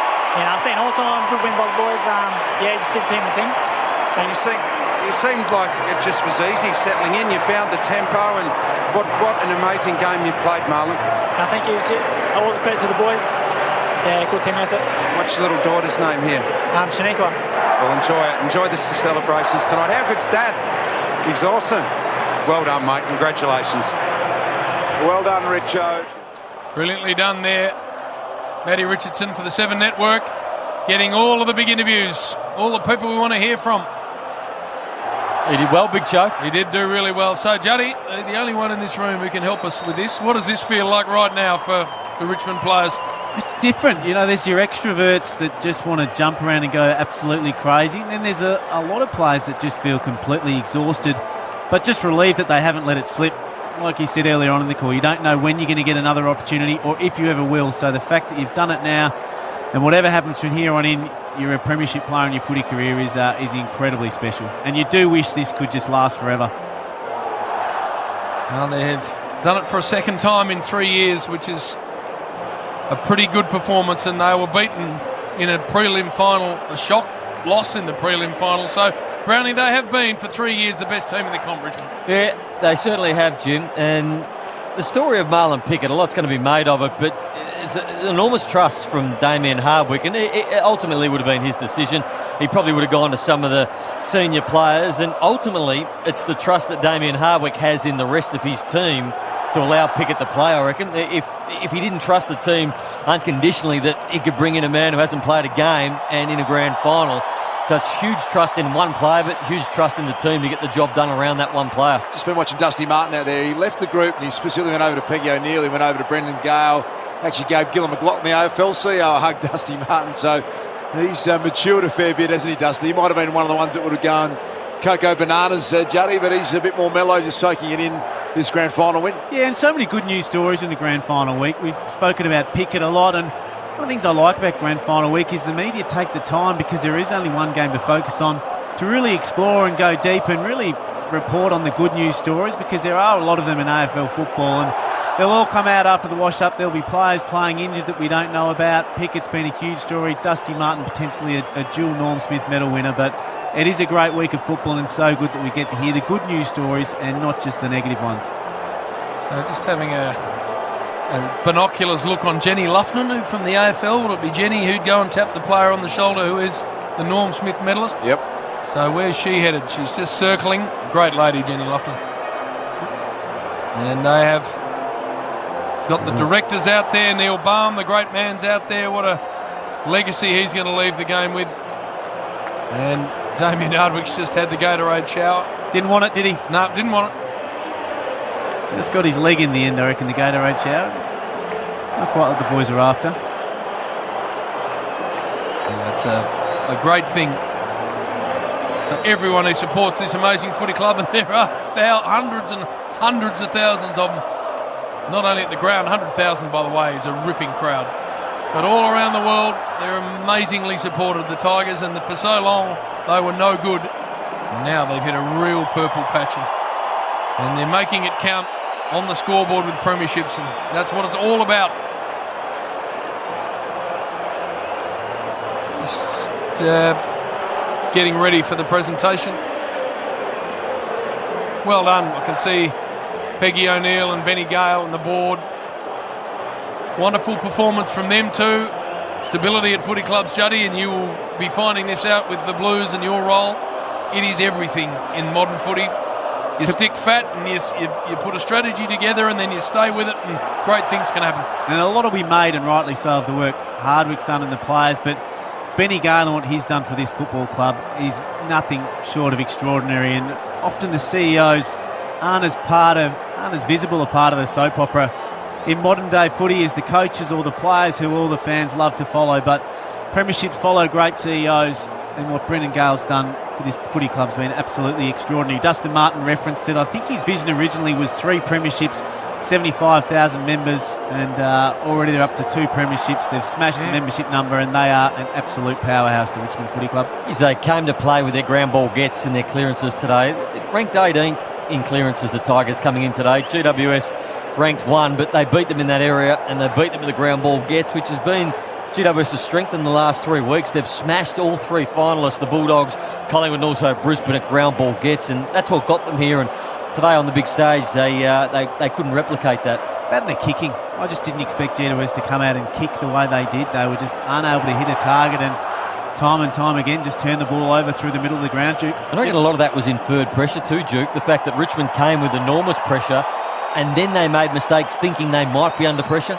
you know you got a great coaching system, haven't you? When you find players like Marlon Pickett today, Liam Baker, Van Soldo, Brandon Ellis, Castagna, these are names that could be running around at other clubs. Jaden Short, they don't stand out to you as marquee players, but every one of them knows their role. They step in and they just play this incredible system. When they got injured, other players stepped up. Sydney Stack, was incredible this year in different roles, and they have got total team football going on at Tigerland, haven't they? And you look next year again, you think, Rance to come back, you imagine they trade in, and it's just a brilliantly run group from top down to bottom at the moment, the Richmond Footy Club. And the story of Jack Graham, obviously last week, 21 points down at half-time. He's busted his shoulder already. He knows he's not playing this week. I mean, they tried to get him up, but he would have known the fact that... And then he just went out there, played a second half under duress. His shoulder had popped out just to have another rotation. Had a shot at goal, couldn't hardly hold the footy. He was in that much pain, but just another rotation allowed them to get over the top of Geelong, where they looked shot at half-time last week, and they were able to get over the line. Said it during the call, Jim, but for football clubs to have that sort of leadership stability, lesser leaders, they would have toppled Damien Hubbock out of this club. There was so much pressure coming on, and they knew what they were doing, the key people at Richmond. And for the other clubs in the competition, there might be a lesson in that, isn't it? It's hard to find great people. Damien Hubbock, he's a great person in the industry, and now he becomes one of our great coaches on the back of 2 premierships today. Hamish McLaughlin might be about to put GWS out of their misery, because how bad would that be? You not only lost the game, but then you've got to stand around for 20 minutes and wait for the celebration of the other mob to even start. And it was their lowest score ever in the history of their club, Jim. So they just got to suck it up. That's no fun at all, but Hammer's out there and you're not going to be too far away from starting. Here we go. The AFL's premier partner Toyota, represented today by the President and CEO of the Toyota Motor Corporation Australia, Matthew Callahor. Please join me now in congratulating today's field, boundary and goal umpires on their contribution to today's match. I'd now like to invite 1975, 76, 79 and 1983 grand final field umpire, 303 games in total, Kevin Smith, to present the AFL umpires grand final medals, and invite field umpire Sean Ryan to accept the medals on behalf of the umpiring team.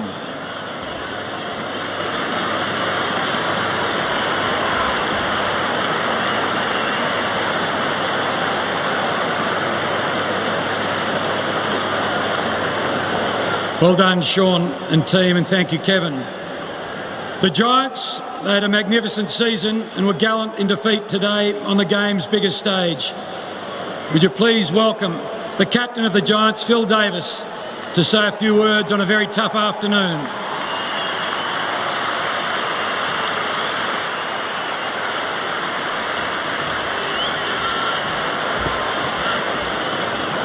First of all, Damien, Trent, the whole Richmond Football Club, congratulations. You've been an outstanding club for many years. You set the bar again this year. To the Giants Footy Club as a whole, to the fans, thank you so much for all your support this year. We might be small in numbers, but we've got a big heart. We'll be back.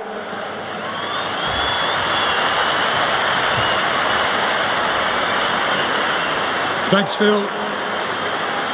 Please join me now in welcoming Simon Black to present the Norm Smith Medal to the player judged as best of field in the 2019 Toyota AFL Grand Final. And the winner of the Norm Smith Medal is number 4 again, Dustin Martin.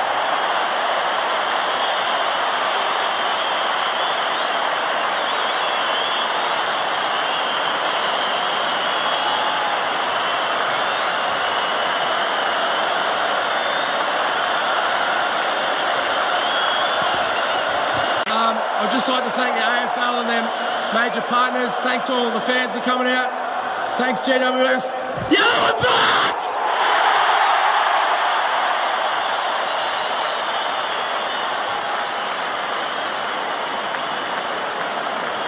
It's every young footballer's dream to be on the grand final stage on the last Saturday in September. So it's with much pleasure that we welcome the 22 winners of the NAB AFL Auskicker of the Year competition for the NAB AFL Auskick program. They'll now present medallions to each player of the winning team. Richmond's number 1, Nick Floston.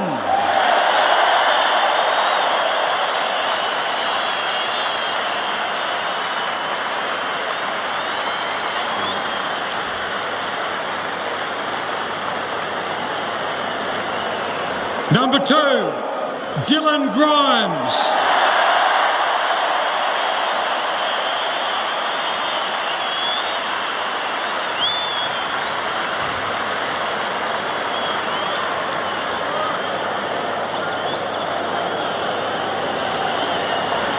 Number 3, Dion Prestia.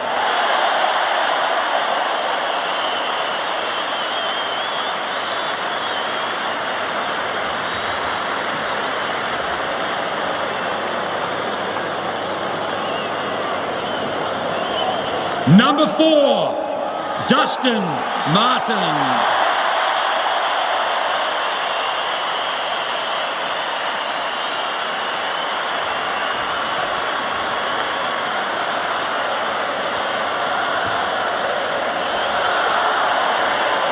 Number 5, Brandon Ellis.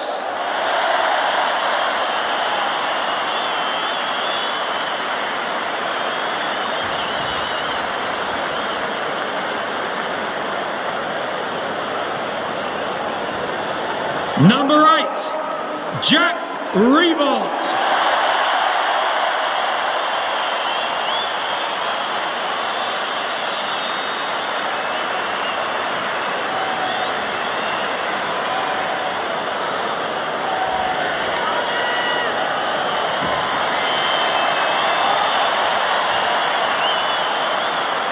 Number 10, Shane Edwards.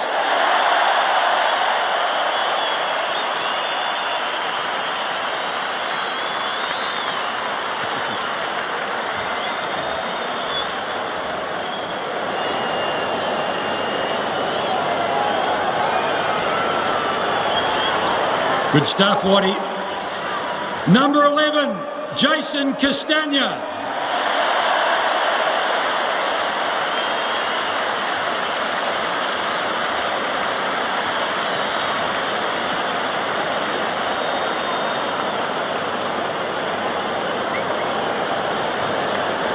Number 12, David Asprey.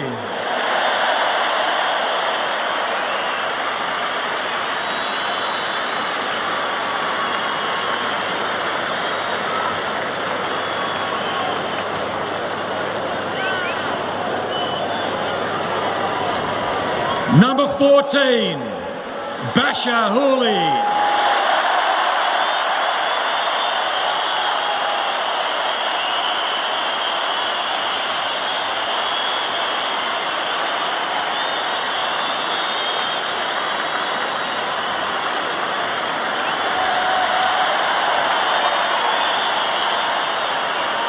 Number 15, Jaden Short.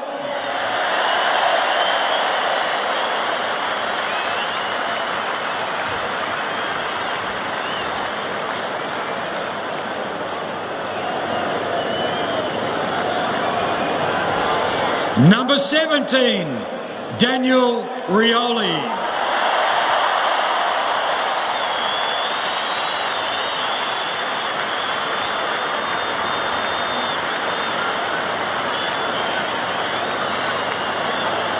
Number 19, Tom Lynch.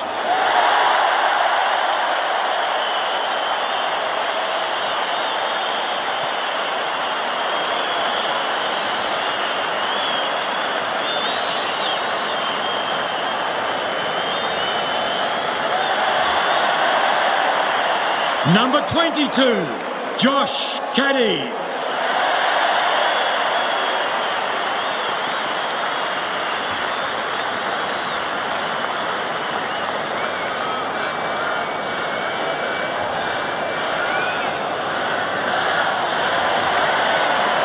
Number 23, Kane Lambert.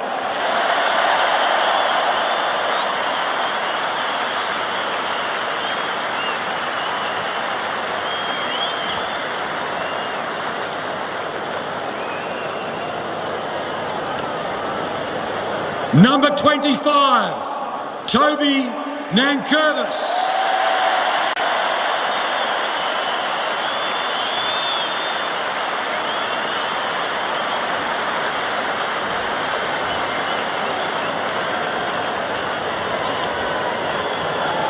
Number 29, Shea Bolton.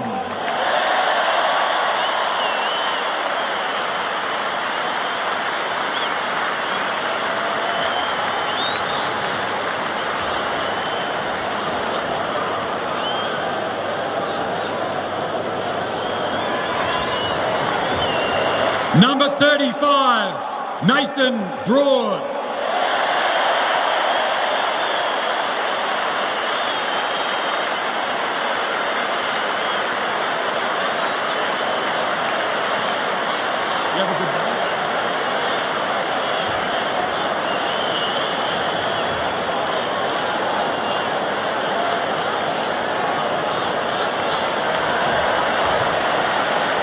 Number 47, Ivan Soldo.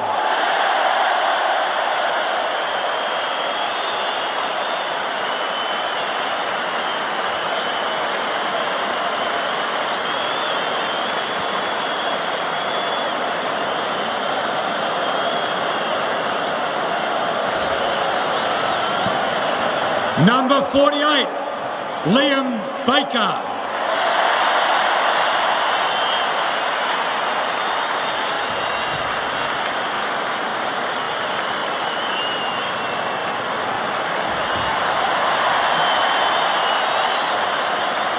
What a story this is. Number 50, Marlon Pickett.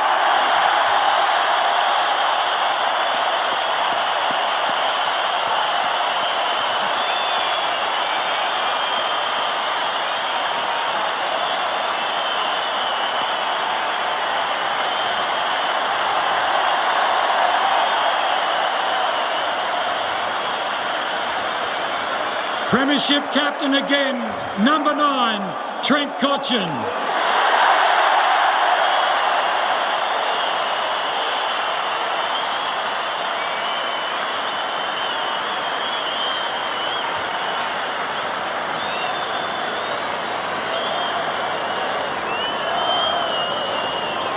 And the coach, Damien Hardwick.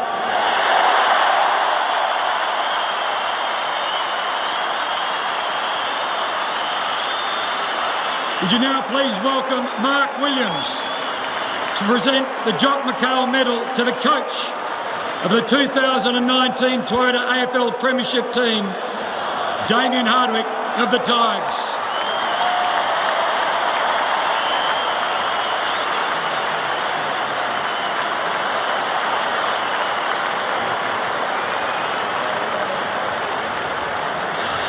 Yeah, first and foremost, well done to the Giants, an amazing year, an incredible final series. You continue to show up, and I'm sure at some stage in the near future, it'll be you guys standing here.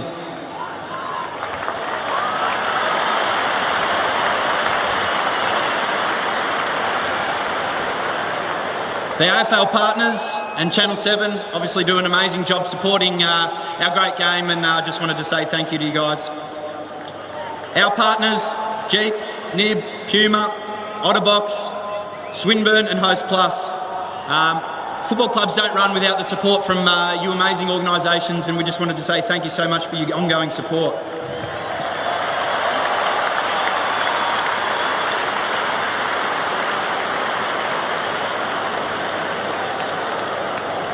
To the Richmond staff, our families and our players, we really are blood brothers, and I can't believe we've done it again.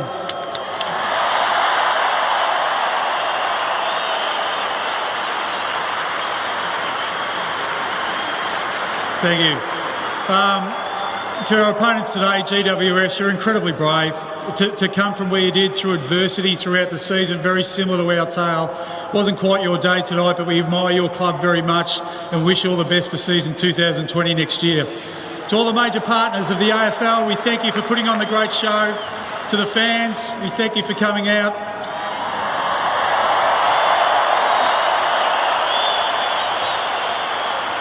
to Jeep, to Nib, to Host Plus, to Puma, we thank you for your continued support. You've been wonderful for our football club.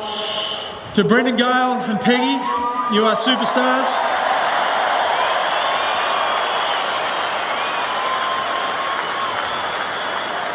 To our wonderful playing group, 1 through 55, whatever numbers we've got, you are simply stunning as a football side. You are wonderful to watch, wonderful to coach. And finally, to the Tiger Army, we'll see you at Swan Street.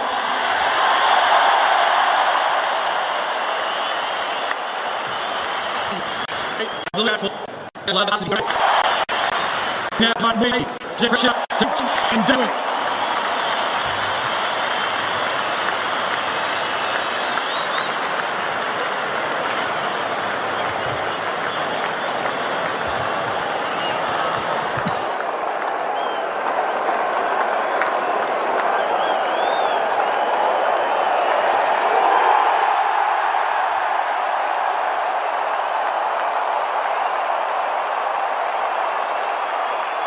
That's very, very well handled by everyone. And now the Premiership Cup, and the players are all up on the dais, and out comes the yellow and black confetti as the Giants make their way off. We feel for them, the vanquished, but it will be a rocking celebration. Swan Street. Don't go down there, Juddy, I don't reckon, if I'm you. I don't think so. I don't think that's necessary. Often an interesting night out there, but what wonderful pitches they are. Sean Grigg getting a lot of airtime by the broadcasters too. Of course, he's the man who gave up his spot because he didn't feel like he was up to it, and in effect led Marlon Pickett to be a part of this great Richmond team. All right, we're going to get to a break, and then when we come back, it'll be the big celebration as they go around the ground, the Premiers. It was an 89-point destruction of the Giants by Richmond on grand final day for McDonald's. Triple M rocks the grand final. Well done to the Tigers, 89-point winners in the grand final over GWS. We've got Luke Darcy here, Chris Judd, Ash Chua and Nath Brown as the players start doing the customary lap of the G to celebrate the win with all and sundry. One of my favourite things to do in this situation, Duke, is after all of that happens, I like to get the binoculars and just get out in the middle of the ground, and you know that you're going to have the Richmond board and support staff out there, and so they should be. Clearly. There's always about 10 other Nipsies who I look at and I go, who are you and why how are you on the ground? What role have you possibly got to play in what's just occurred? There's one just running off right before our eyes here, JB, as we speak. It. They've done a hutchie, I'm sure. Where he's come from. I'm sure they've done a hutchie and just worked their way out there with no right to be on there at all. I love it. Okay, great celebration. The Tigers, 89-point winners, 100,014 the official crowd. And today's I'm Loving It moment happened at the 11-minute mark of the third quarter. Here's how we caught it on Triple M Footy. Dusty wants to go the squaring ball to Marlon Pickett. What about the day this bloke's having? He takes it 35 from home, not a hell of a lot of angle. Marlon Pickett on debut in a grand final to kick a goal. Bang! Look at him get around him! They come from everywhere! Jeez. Marlon Pickett, one of the great footy stories ever, has kicked a goal in the grand final. Great call, JB, and thanks as always to a marquee sponsor, McDonald's. The Monopoly game at Macca's in full swing. Visit maccasplay.com.au for full terms. Always appreciate the great support of our friends at McDonald's, Browning. You've got to start to think about next year too, Duke, now, and there's no stopping Richmond becoming a dynasty and winning 3 of the last 4 years. They'll get Alex Rance back. Yeah, they're going to lose a couple of players. Brandon Ellis is looking like moving on, but they don't look like slowing down the Tigers, and another full pre-season in them. They'll go into next year the favourites again, and it's hard to see someone stopping them at the moment. Triple M Red Z lending stats with the two-man. Well, it's the lowest score in a grand final since 1960 with the Giants scoreline at 3-7-25, and as Brownie said, their lowest score in their club's history. Third greatest winning margin of all time in a GF at 89 points going to the Tigers, and just some leading ball winners. Hawley had 26, Flostone, Prestia and Martin and Pickett, they all had 22 touches each. Marlon Pickett kicked a major, had 560 metres gain, which was the third most on the ground. Jack Rewald chipped in with 5 majors, and for the Giants, 30 to Taranto, 29 to Shaw. But just some low numbers. Josh Kelly, he can only rack up 15 touches. Whitfield with 14, and poor old Finlayson, only one possession for the entire game. Thanks for that, Ash. And as the players work their way around, the Marlon Pickett story is just quite simply extraordinary. Mid-season draft brought to the club, debuts in a winning grand final, and you look around footy and next door, Gary Lyon, one of the modern greats of the game, played for 15 years at the Demons and was unable to win a flag in a otherwise incredible 5-time All-Australian career. Matty Richardson, yourself, Duke, lots of people play a lot of footy and never get a look at it. He's won a premiership in his first game. And look, to be honest with you, JB, Juddy's sitting here, the insane jealousy that you feel, it's a very hard thing. It takes a long while. But I know the guys that have recently you bump into, they just struggle to contend with this day because what everyone wants to celebrate is to win a grand final. And go back to the mid-season draft. I love it. I know you're a big fan of it too, JB. Guy that's running around the waffle, that's clearly AFL standard. Now you've got an option. Your dream is still alive always, and I think that's a great deal. And maybe I'd like to even expand it a little bit more and the ability maybe to try and trade mid-season potentially, maybe have one trade, or why wouldn't you try and encourage more players to get their dream alive that time of year? Are you a fan of it? Look, I think I am. With all the evidence that's put before us, I think the fact that Marlon Pickett was able to take part in this day, and he made the day a lot better, didn't he? He was brilliant on the field. And whether we like it or not, I think there's more of it coming in. I think we're going more towards an American style of game. And I think it's only a matter of time before the trade mid-season is a part of the AFL landscape as well. If you had this paper stamped at a club, you're sitting there, you know you're not going to get played again. And imagine if another club would get access and say, we need another ruckman. We're a chance. Hey, let's get down here from Marlon Pickett right now. He's with Daisy Pearce. But since the moment that you found out that you were playing, just describe the week. How's it been? I had a lot of support back home. James, Jarman, the Wally family, the Pickett family, the support I probably never had. Yeah, so it's been awesome. Does it surprise you that I saw your 4 kids running around kicking the footy when you went up to accept your medal? I don't think they were even watching. Does that surprise you? Nah, they probably don't know what's happening at the moment, but they'll learn as the years go on. So, yeah, just enjoy the moment with them. How much has their life changed in the last 6 months? It's changed for all of us. So, yeah, just doing it for them, and I've done it. So, it's been awesome. You were fantastic. When was the moment today that you settled and thought, yeah, I've got this? Probably as soon as I run on. Yeah, thank you. Good on you. Go and enjoy, Marlon. Over to you, Richo. Thanks, Stacey. That was a ripping answer. That's great, as soon as I ran on. He wound it up. Thank you. Brilliant. Absolutely superb. Going to take our final break from the grand final. Come back to wrap up after this. 89 points, Tigers for McDonald's. Triple M rocks the grand final. Been a very, very good year for Triple M footy. Of course, the numbers would reflect that, Duke. If you want to go back and have a look at the 10 plus for pretty much all of the surveys, you'll see that it's been a very dominant performance. 89 points it was for the Tigers. Speaking of dominant performances, they were emphatic in their destruction of the Giants. And we spent a fair bit of time talking about Richmond, and so we should, Brownie, because they are the winners and been amazing. What about GWS? What happens to them from here? I think they just need to understand that they've had a shocker today. They got themselves there with a certain type of game plan, and that took it out of them in the end. They got a little bit of stage fright, so it was like they needed to make the big stage. They know what it's about right now. They go away, they have a pre-season. They try and hold on to some players that maybe want to leave the footy club, but they've got some really good players that are out of this side that are going to come back next year. So they're only going to be better.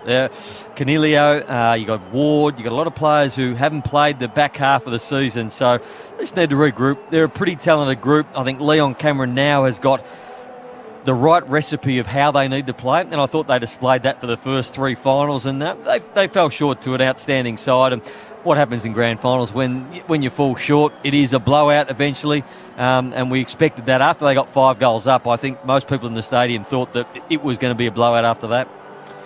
Worst nightmare for me, Duke. I think back to the old past days at Norwell. I always thought if you get to a grand final then get humiliated on that day, it must be the worst feeling in footy. Yeah, it leaves lasting wounds sometimes. You remember, Port Adelaide went really back, and it sent them back probably 4 or 5 years afterwards, getting belted on that game. Got there maybe a little bit early, and that was the worry today for the Giants. As it got a bit messy, 89 points, the final. I think in the wash-up there'll be some reasons for that, and we can't overlook, Phil Davis and if he wins and they do something special, it's a miracle. If not, I think that was pretty unsettling for them going Cornelio's unsettling. Whitfield's probably played through surgery that was made him pretty much ineffectual in the game. I think if you go back and do the analysis, they were probably a wounded group that had enough gaps there that meant that they were going to struggle. So there's a bit of soul searching to do, but I think they've found a bit of their heart and soul this year, the Giants, to be honest. I think they're going to be in pretty good shape in the next couple of years. Absolutely. I think they come back better next year, but it's actually an important time for them right now. We saw them stay out there, saw them watch the Richmond presentations. Now they'll be back in the room. They need to really be clear on how they're feeling right now, and now's the time when the players will make promises to themselves about what changes they're going to make, how they're going to attack the next year, and whether or not they're actually going to keep those promises is how they come out and play as a footy club next year. But I think they would have learned a lot from this finals experience, and I suspect the Giants will come back next year a bigger and better team. Yep, will be fascinating, the fallout from that. You turn pretty quickly, don't you, into the trade period, and the Tigers have barely finished the lap provided. In fact, they haven't, and there's parts of the crowd down here that are waiting for a little bit of love. And you would hope that the powers that be would see to that the players complete the full lap, Juddy, because they start at one side and there's still a few out there, big saldos wandering around. I think there's looks like about half the group still wandering around, and on this members wing here, there is a group that are very, very, very keen to get a bit of love. They want. Well, we had to ask in the break whether, when West Coast won in 2006, whether C. Judd gave them the full exposure. Did you go the whole way around? We did the full lap, JB, but I think we were around a lot quicker than the modern day player are. I think we were to get to the post game, the West Coast. Then we had a few appointments we needed to make, JB, post game, so we were in and out. But it was a special time. The fastest lap ever done. It was a good era. A few were that desperate to get off the ground. I believe so. So where we are on the commentary box wing. There is, you're right, to the punt road end, this whole half-forward flank to forward pocket have received nothing from the Tigers. And it's interesting to see if they are actually now heading down the race. They'll be devastated, these people down in front of us. Jack Riewoldt owned the post-grand final celebrations 2 years ago, didn't he? Got up with the Killers, and that was a famous image. Has he got a Paul Kelly ballad in him, do you reckon, Brownie, or not? I think he should stay in the rooms tonight, Duke. Leave that one alone, you think? Yep. What do you think of the other players wearing their jumper? Do you like that? The Richmond players? I didn't mind. I think it shows that they're a united club, and they're a thinking club, Richmond. They include everybody. They're very much a family club at the moment. All the girlfriends and wives are very much invested and very much involved. And when you win the VFL Grand Final the week before too, don't you? It's been a remarkable time. So much is said to that, isn't it? The Great Geelong era, they always had such a strong VFL team as well. We're going to head back down to ground level and check in with Trent Cotchins talking to the team at Channel 7. I'm just so proud of our group. From our first player pick to, the boys that performed last weekend and two guys that didn't get an opportunity and a couple of injuries. It's a special club, and I'm just so proud to be a part of it. And Dusty, what about for you? I mean, personally, it's been a great achievement today, but with this collective again, I mean, how does it feel for you today? Yeah, it's amazing. That's the thing that I love about this team the most. We don't care who gets the disposals or who gets the goals. We're a team and we all just play a role, and that's what I love most about this group. I know we've asked you, but could you just take us through the Marlon Pickett goal again? Because you were in a position you probably could have had a shot yourself, and you just went bang and gave him that opportunity. Yeah, I'm just super proud of the club for giving him an opportunity. I'm super proud of him, the way he's come in and put his head down, and it was sweet, wasn't it? Hey, Koch, we noticed all of the whole list came out with their playing jumpers on. Was that something you predetermined so that they were a great part of it as well? Yeah, look, we had a conversation about it earlier in the week and just feel as though that it's a great reflection of what we're about as a footy club, and,